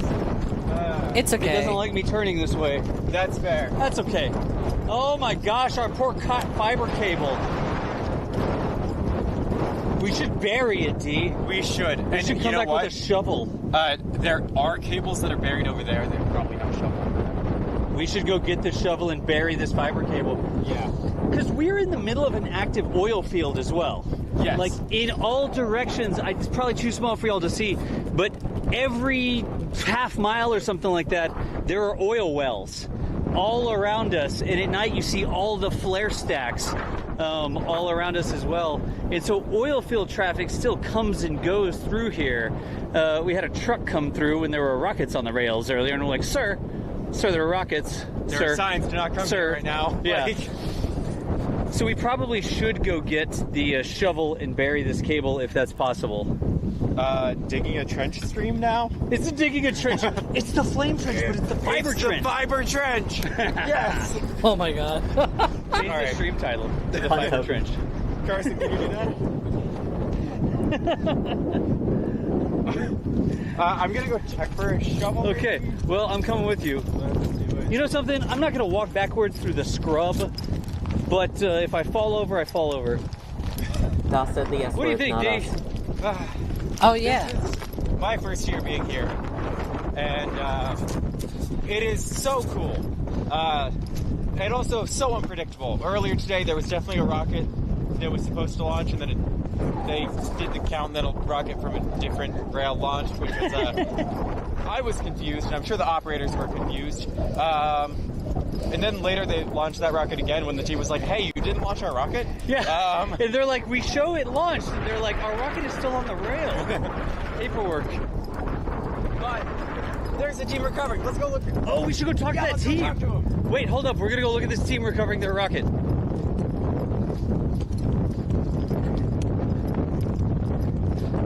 D, go ask them first. Just say, hey, can we talk to you about your rocket real quick?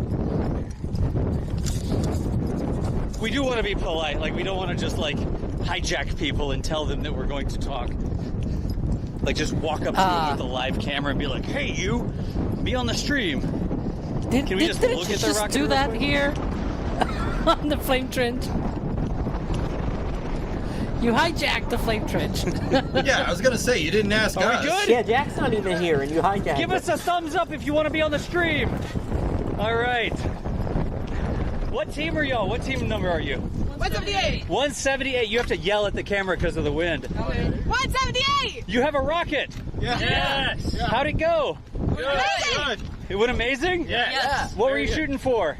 10K. 10K? Yeah. And we got around 9,900. 9,900? Yes. Not too shabby. Not bad. How's our bit rate? So tell us, this is a payload. Yep. Yeah. It's very payloady. Yeah, this was our live stream payload. Wait, what? Yeah, live streamed. A live stream payload? Yeah. Video and telemetry. All right, you talk. I gotta wear Your dust light up. I want to see everything. He said live Share. stream. How does this live stream payload work? It runs through an RFD 900 and our very expensive TiSync radios. Thank you, TiSync. That's all. That's all. There's bound to be more. There's bound to be more. It's sideways looking. It's sideways looking. Okay. Okay. Communicates from an onboard radio, sending it to another TiSync radio at the ground station. Okay. We have that set up plugged into Ezra's launch stream. Right. So if you guys watch the stream, you can see onboard footage of our launch, and you can also see the apogee, the pressure, all of that telemetry changing in real time on the overlay. Nice. That's very fortuitous. We found you out here. Yes, there's a dish that auto tracks the rocket. Like the umbrella? Yes. Yeah. We have to show. I mean, I have photos, I think. I can't, like, what? I'm going to show them on my phone? At some point. Stay tuned to make sure y'all can see that, because it is this incredible. I mean, talk about it. That like umbrella folding custom dish. Maybe not that one. Yours. We're losing the feed, guys. Just a heads up. Oh man, I wanted to see the dish. I know. I was interested in it. And you'll find out on next week's Flame Trip. No. The dish. Oh, that was pretty cool. That was really cool. Yeah. We have that team- LOS. Leader dish on a custom student-built tracker. It's got 2 axes of rotation, and it can follow the rocket really fast because it's leaving the pad at like Mach 0.8. Basically, what that dish does is it follows the rocket, and that allows it to transmit the video and the telemetry live, as well as GPS coordinates that allow us to locate the rocket after it lands. Which you did. That's Successfully. super cool, actually. Nice. Anything else? Some people are very quiet. All I can say is that it took a while to track this rocket. Yeah? Yeah. It was mostly about having clearance because rockets are going off and on. And basically it was a two-stage and solid-state motors going off. And yeah. Good to go. The rocket's name And is the dust storm. And the dust storm. We had to wait about like 5-10 minutes. Y'all had the Lord of the Rings theme. Yes. Is that the Sauron. Sauron. We got the eye. We got the Who is Euron? Sauron. I don't get.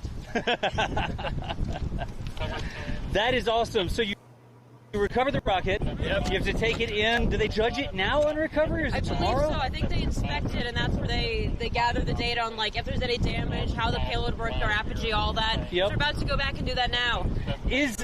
Time out. I have to turn this way. Is the Eye of Sauron related to the live stream camera? Well, you know, Sauron's always watching, and so are we. That is awesome, folks. It's Team 17. Move your head. 178. From which university? University of Nebraska Lincoln. University of Nebraska Lincoln. We will let you get back to your recovery. Thank you. We have to give them patches. Dee, can you hold a camera? You have patches? We have patches for you. Sorry, we hijacked you. See? I have enough. Yes. Live stream payloads, NASASpaceflight patches. Thank you. Thank you so much. I have work for NSF business cards in my pocket. Is anybody bored and want to come like do live stream stuff with us? We'll take it. Maybe. I'll do it. We've got a guy who might be interested. He was the one running our live stream. He's crazy smart. Look at this. NSF, contact us. There you go. Is that a receipt for something? You don't need that. Thank you. Oh, it's a $25 off coupon for more business cards. Nice. All right, y'all. Thank you for talking to us. Thank you. You were live on our weekly Flame Trench show. We were out here looking at our equipment. We saw you with your rocket, so we thought we'd come say hi. Yeah. All right. Congratulations on your launch. Congratulations on your live stream, and we will see you later. Thank you. Nice. Oh. And they turned. Very nice timing, I guess. And back to you, Sawyer, in the studio. Yeah. Again, their feed continually going in and out. They are in the middle of nowhere, essentially, but providing awesome views for that. So our flame trench may have gone off the rails as they showed us the rails at their flame trench over there, but that is still really cool. Shout out to the team there, and shout out to all of the teams that are out shooting these. So, hopefully we'll get one final check-in from them before we head on to Starship. Yeah, I think we got you back. We should be back. Oh, can you see us? Chat, are we back? Sawyer, they're back, and they have the combination. Okay. I think we're back. Yeah, I show that we're back to 10K. I just turned the wrong way. I am wearing the antennas, and my body is blocks RF because I'm a big old meat sack filled with water or whatever. And when I turn the wrong way, I get between the antennas and the cell towers. We used to have things with like antennas that stuck off the top, but they're too unwieldy, too hard to carry around. We should get out here, temporary ones that like go above your head. Yeah. Walk backwards. Tell me if I'm going to run into a tent. Chat, tell me if I'm going to run into a tent. And tell us like 5 seconds before so we can call it out. Because I'm definitely not just walking forward. Chat, don't tell. Don't say nothing. We need a hat from the NSF store with like antennas sticking out. All right, you can go a little bit that way. Okay. That way. A little bit that way. Ready? Stop. And as he says, And it stopped. Stop. The feed And it stopped. stopped. Did you just guide me into the tents? I trusted you. As soon as you stop. I trusted you. I didn't. Stop right at the right side. Is there a shovel? I don't know. He's looking for a shovel. He's just gonna steal the shovel from that tent? If anybody did.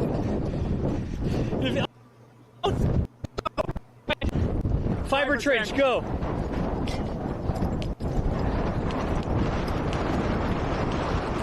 Y'all, in all seriousness, this sort of vibe is how a lot of what NSF does started. I used to do streaming on Twitch, and I started doing this IRL type streaming for educational stuff. I wasn't like IRL eating food or whatever, right? But so much of the tech that we use is stuff that I developed long ago on Twitch, and running around like this was such a vibe back then. Like, we'd go recover remote cameras from the Atari's pad, we'd go on museum field trips, like we did so much stuff like this. And NSF has gotten so, like, everywhere we have Starbase Live, and we have folks at the Cape full time and everything like that. And so I really don't get an opportunity to do this sort of stuff anymore. So the IREX student launch competition is my yearly DOS field trip to come out here and get back to our streaming roots and test new technology like the positioners, get a lot of stuff ready, and just practice the skills that we use every day covering the other launches. But we appreciate y'all letting us break into the flame trench like this. I don't think they had a choice. If they don't have a choice. Kind of like the other trick would be in charge of the live stream, yeah. I'm not in charge of the live stream. Kevin and Jay do such a good job with that. Carson let us do this today. All right.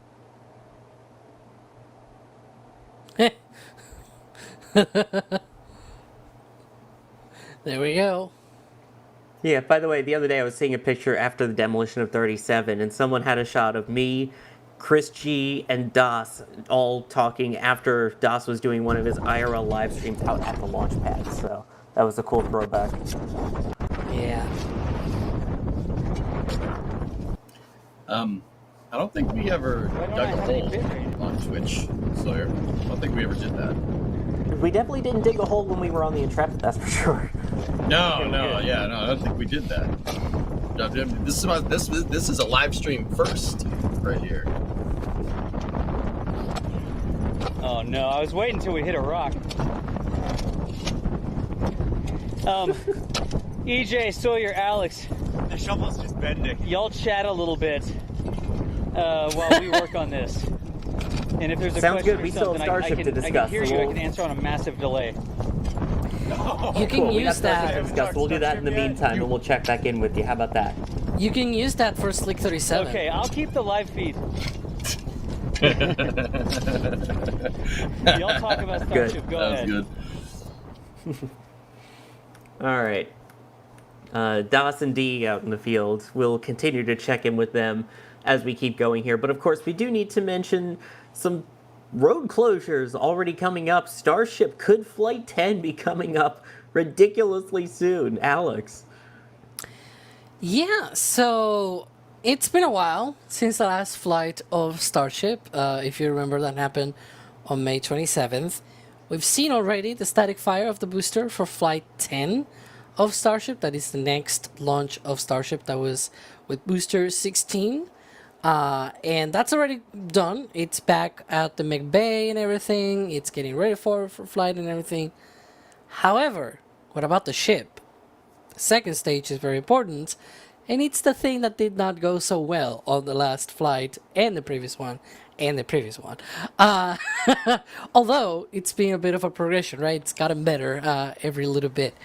But yeah, we can see there on the City of Starbase website. Well, now, there we go. You can see road updates. That's a road delay. That's what they called that's the name that they use for when they have a transportation on the highway, and they call it road delay because essentially, technically, it's not closing the road.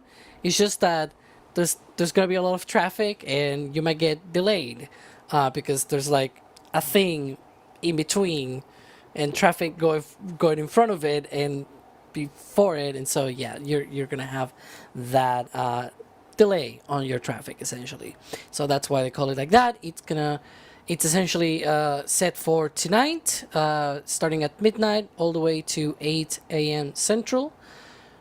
What it is, unfortunately, we have no idea, because unlike when they used to post this on the Cameron County website, this time around there's no documentation sort of saying, oh, it's going from, I don't know, from the factory to the pad and things like that.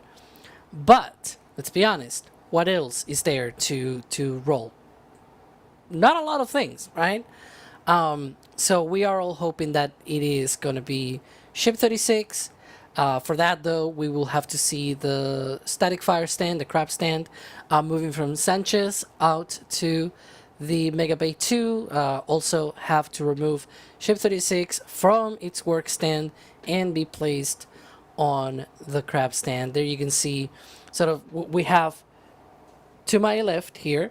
So you have the one with a white cap, that's booster 17. Then you've got booster 12, and then ship 20.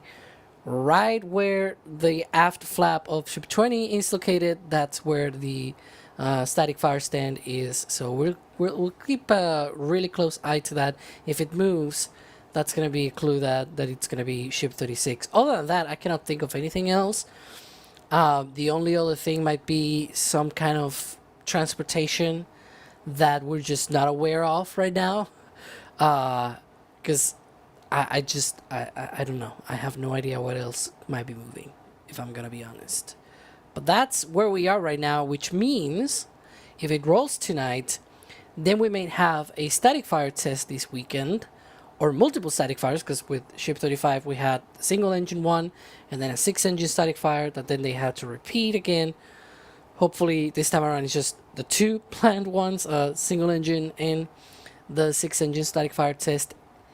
And once we've done with that, it's just a matter of when launch, essentially.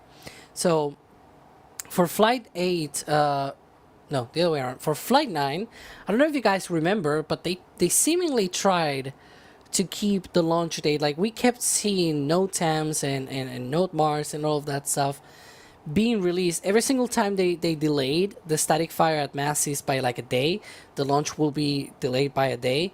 And usually that static fire test was sort of the time between the static fire test when it was supposed to happen at Massey's and kept delaying because of scraps and whatever, and the time of the launch For Flight 9, it seemingly was around 9 to 10 days. So, pull up a calendar, if you have one close to you, I just pulled up the one from Microsoft of my computer. If Ship 36 static fires this weekend, or at the very least by the end of the weekend, maybe like Monday or something like that, it's done with all of the static fires and whatnot, then we're talking about a launch perhaps around the 25th, 26th, maybe. I'm more on the side that it probably will slide a little bit into July, like maybe July 3rd before the holiday and everything. But I don't know, you guys, what you think about, when launch.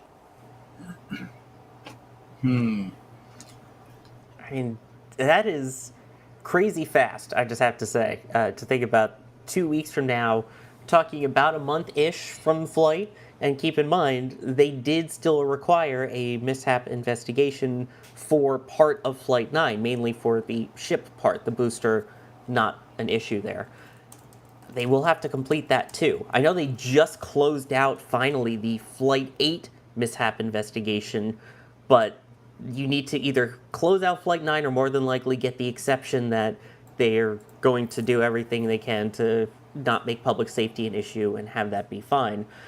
So there is that FAA statement, by the way, on it.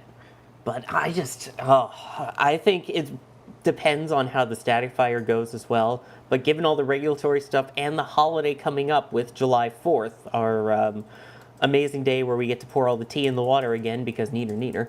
I think we could see it probably end of the first week of July. Dump it, fine. Sorry, we throw tea in the harbor, okay? No, I thought, we throw shade too, so it's fine. Yeah, no, it's good. Anyway, EJ, what are your thoughts? I think probably July 9th or 10th is more likely, given the work that still has to be done. I mean, the static fire hopefully soon, but waiting for all of that fixes, given it's only been a month since that flight. I think they're going to try to get it in before the first week of July, so the fourth week of June, so like a week and a half, 2 weeks from now. If that's probably not going to happen, like if they can't get it before like the 27th, 28th, something like that. Sawyer, I'm kind of with you. I think they'll go on the other side of the 4th of July and stuff. Yeah, I'm thinking, and also I take the first week of July off. That is like my detox from everything. Please, for the love of God, do not launch then. Wait, so you wouldn't be there for it again? Oh, no, I'm not going to make that joke. Well, hey, I wasn't there and the last one worked, man. So it made it to Seco. It made it to Seco. Adrian, in chat, I'll tell that to Chris B to his face. Tea belongs in bodies of water. He's not going to disagree. Yeah, not in your body. Although with ice and more sugar than anyone should ever ingest is pretty good. Yeah, that's a southern thing. I don't do that.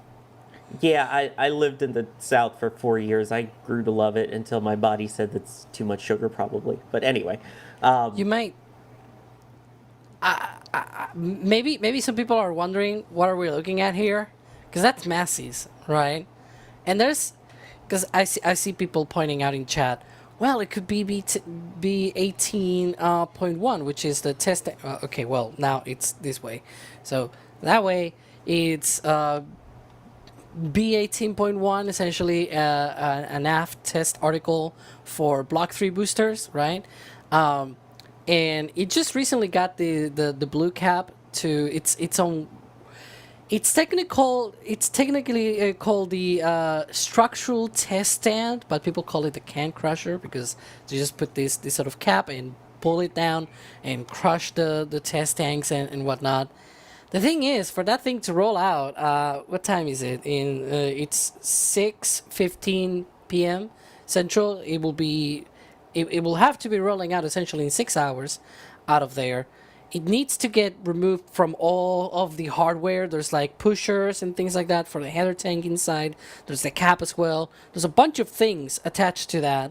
Then they will need to remove it, put it on a transport stand, and then roll it. Because people are saying, well, maybe the road delay is for that. And it's like, I don't know if in 6 hours they can do all that.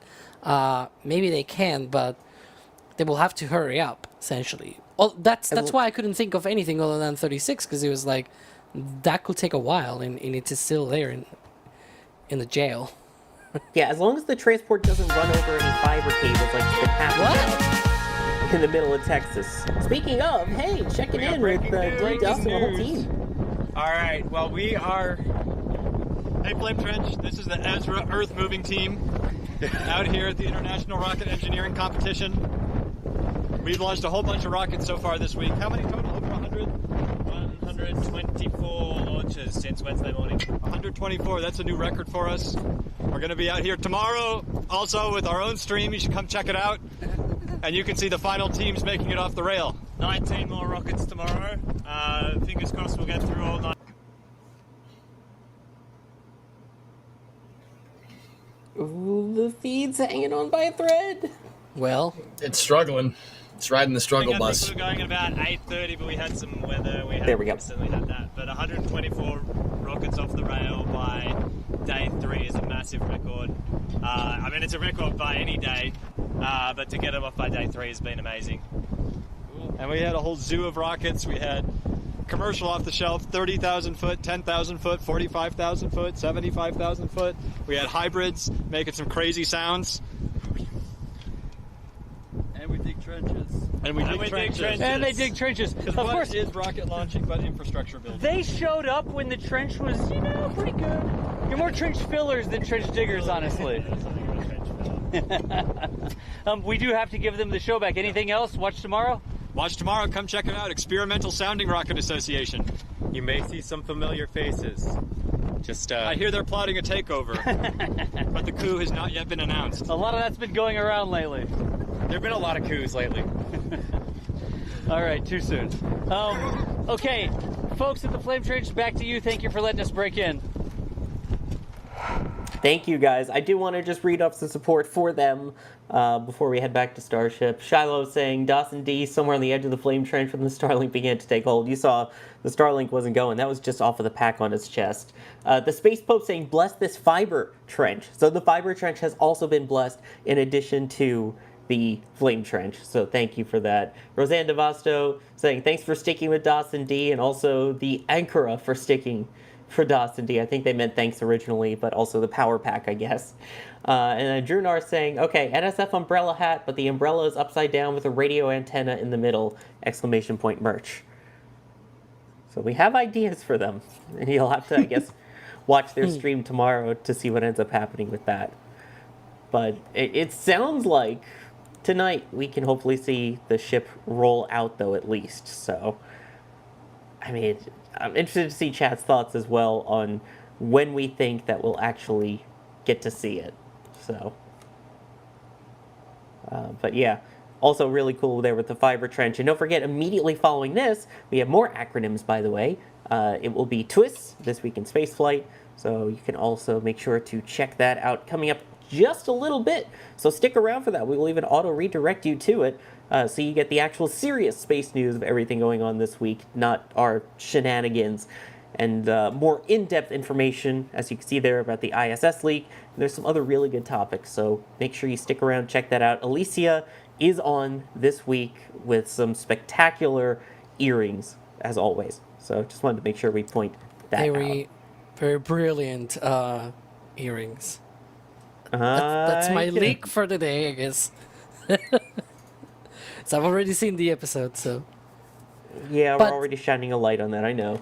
But speaking of acronyms, Sawyer, we're showing one thing on NXF, because we have NSF, and then there's NXF, which is Next Spaceflight. Carson?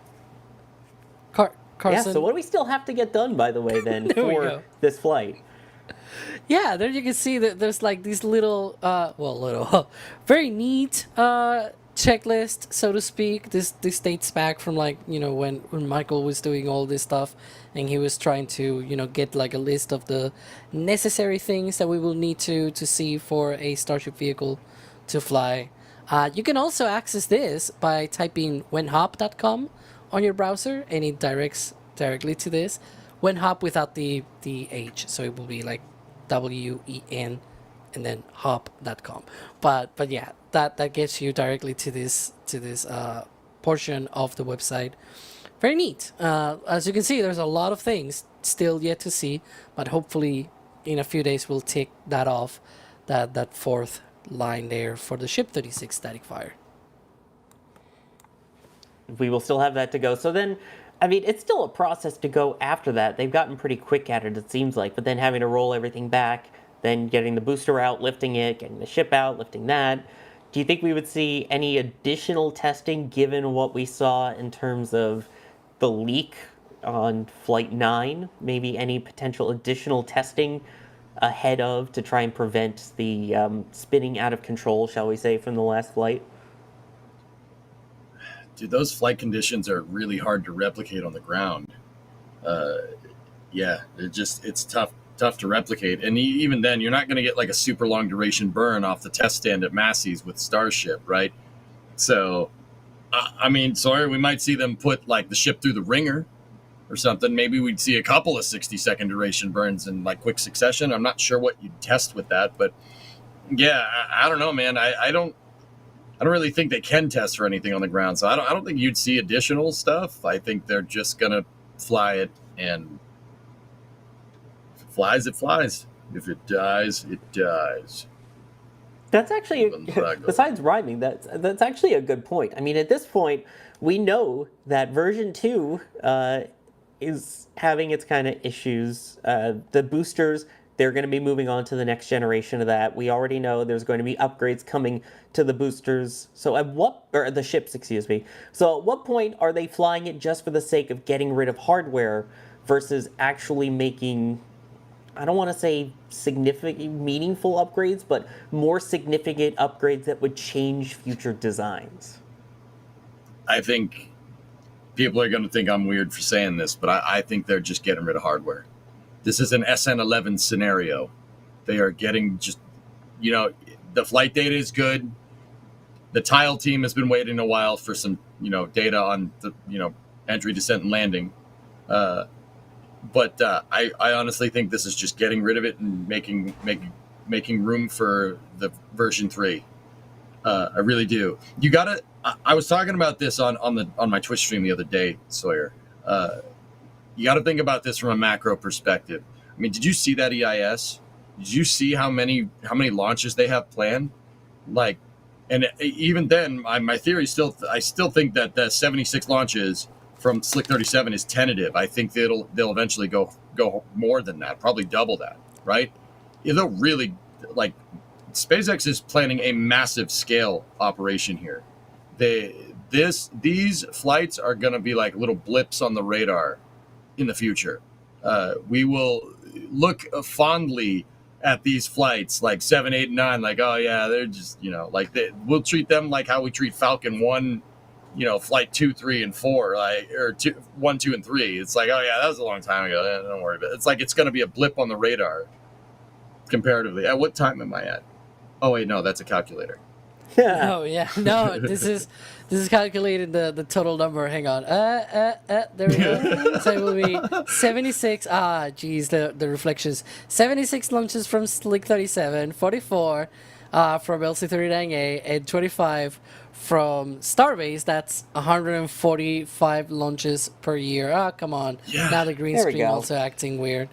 But well, that's what I'm saying, dude. These flights, like, whatever, they're just getting rid of hardware because the real scale and the real high frequency flights and the real testing is going to really come around. Not real, like, it's all testing, it's all good flight data, but like this is nothing. Like, people are going to fret over these flights are failing. Oh, they're going to send it. What if it leaks again? So what if it leaks again? So what? Send one. Guess what? Send another one. When life gives you lemons, don't make lemonade. Get mad. What's your dang lemons? What am I supposed to do with these? I love lemons, but anyway. You can make tea lemon, but anyways, or lemon tea, whatever it is. Anywho, the one thing that I will say though, you mentioned the TPS. As far as we know, there's lots of changes to Block 3 boosters, but the ships, in terms of the dimensions, the height, the width, all of that stuff, it's gonna be pretty much the same as the Block 2 ships. It's just that, for example, The QD, the quick disconnect port is going to be a little bit different. There's going to be a bunch of things added for propellant transfer and stuff like that. Like there's going to be some changes internally, but the outer mold, it might look very similar-ish, which means things like the TPS, if they test it now on Block 2, and especially things like the catching pins, for example, going through a re-entry and not having to find out on the first flight of a Block 3 ship, right? If it's going to be about the same size, and it's going to have probably the same sort of, thermal protection system outline, then these flights are going to be very important. And anything that they sort of try to go through and sort of try to get the data from Block 2, that can help on Block 3. Even the propulsion systems, like, sure, Block 3 will be using Raptor 3, but I mean, whatever they can learn from whatever the heck happens with those Raptor 2s, I think it's every little bit is worthy. That's my 2 cents. There's a couple of teams that have not actually gotten to test anything out. And that is, the team that deals with releasing and testing the Starlinks, because you got a stuck door. The team that wants to test the in-orbit operations, the engine, because they had to abort that because it was still spinning out of control. And of course, the biggest one, I feel like the most important, is the heat shield team, because that's the thing that we've been talking about the most. Oh, they adjusted the location of the flaps, so we'll see how those deal with re-entry. Oh, they're taking tiles away from parts. They're doing actively cooled tiles for parts.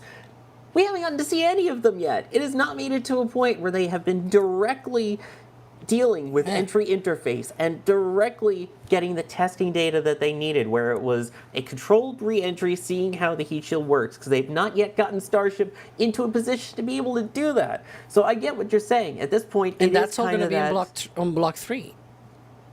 Exactly. So it's kind of that attitude of, let's actually be able to test that, but at the same time, if you're just getting rid of hardware, it's like, are we really going to be able to get to that testing point? I know at this point it's kind of just like fly it and let's see what happens, and hopefully we get to a point where we can test it. But I don't know. I mean, that's been the SpaceX attitude for years. I don't know. This one's eaten me on this one. I can't decide which way I am. It's good that they're just flying it to move on, but also they need to get these test objectives done, so might as well use it while they have the older hardware to at least try and get to that data. I don't know. Flight sim. Yeah, I mean... Oh, go ahead, EJ. Definitely... No problem, Alex. Yeah, it's definitely a balance, dude. Like, it's a balance, right? Like, flight data is flight data, man. Any more data they can get on, like, booster catching or launches and hot staging, whatever, that's all useful. Like, yeah, it stinks you're not getting to the tile stuff, but, if I had to choose between, like, downtime with the launch vehicle, right, and let's put some downtime, let's make sure this really works, let's dial it in. Why bother dialing in an outdated system? That makes no sense. You want to mitigate it instead. So yeah, it does suck not getting the tile data, but any flight data that they can get is going to make Starship better in the future.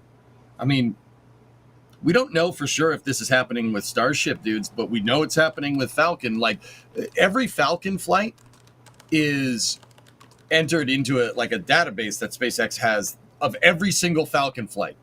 And on top of that is every single simulation of a Falcon flight that they've done on top of that. And it compares all of it. They compare all of it to look for anomalous data. So weird stuff. That's part of the reason why Falcon 9 got to be so seemingly reliable. Like, it's very rare that we hear anything weird happening with it except for that LOX leak. But once again, every flight gets... all the telemetry gets put into a server somewhere and it gets compared against other stuff. And I guarantee you they're doing that with Starship. So right now, what if it was me, you would want to fly it more. Yeah, you don't get the tile data. That does stink. But more data you can put into that kind of that query, I guess, like you can. Yeah, exactly. That's more data, more better. More better. That's right. That's more flight data that you can check against your flight. That's more flight data that you can check against your simulations to make sure that your sim is running accurately. Yeah. Right? Like that. The flight data is king, man. You can't. It's irreplaceable data. Like, it stinks that it doesn't make it to reentry, and I'm sure people in the Caribbean, have probably have something to say about tiles showing up on their beaches and stuff, I'm pretty sure, but the flight data is really useful. Agreed. Well, even if it doesn't get us the tiles. Sorry, I didn't finish my train of thought. Well, that's all right. Don't worry. Our train has been way off the rails at this point. Elizabeth Hopner, thank you for the $50 super chat. No message, but we still very much appreciate the support. We also, of course, appreciate the support of all of our members. In particular, we give a special extra thank you to our launch directors and flight engineers. Those are the highest levels of support. And of course, you do get your name at the end of the Flame Trench for longer than 2 seconds. There it is. So a huge thank you. I'm amazed at how many names are on there, but we still appreciate every single one of you, including everyone as well that watches, that likes, that shares, that sticks around for twists coming up next and help support Alicia and that amazing show. And of course, thanking the people that joined me here today. EJ, thank you very much. Hey, thank you very much for having me, Sawyer. I appreciate it. It's a privilege.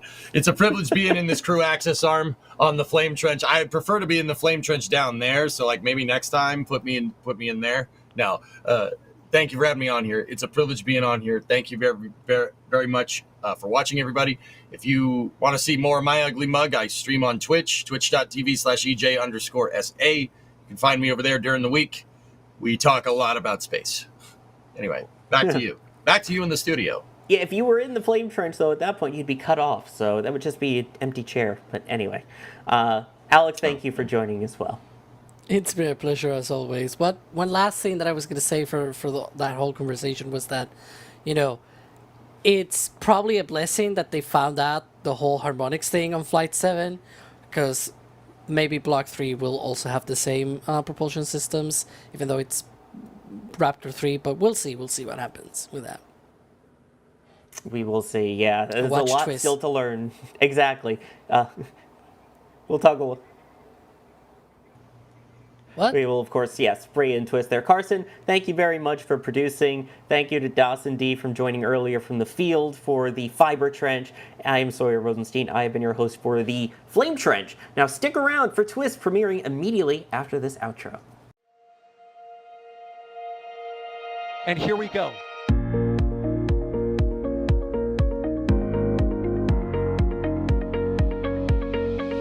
We have liftoff. Propulsion continues to be nominal. R68 chamber pressure looks good. Following up. Roger, Atlantic. Water towers, fly! Yes! Tango down to nominal. Flight downside FD off. Bring in FD off. Off. It's orange! 145! Oh my god! Decollage. What is it? Put that in the big bag, 343 unfolds to go. Indeed. We rise together back to the moon and beyond. The methane will be igniting in the flare, correct? Yikes. You read? Sure. We don't need any more of these.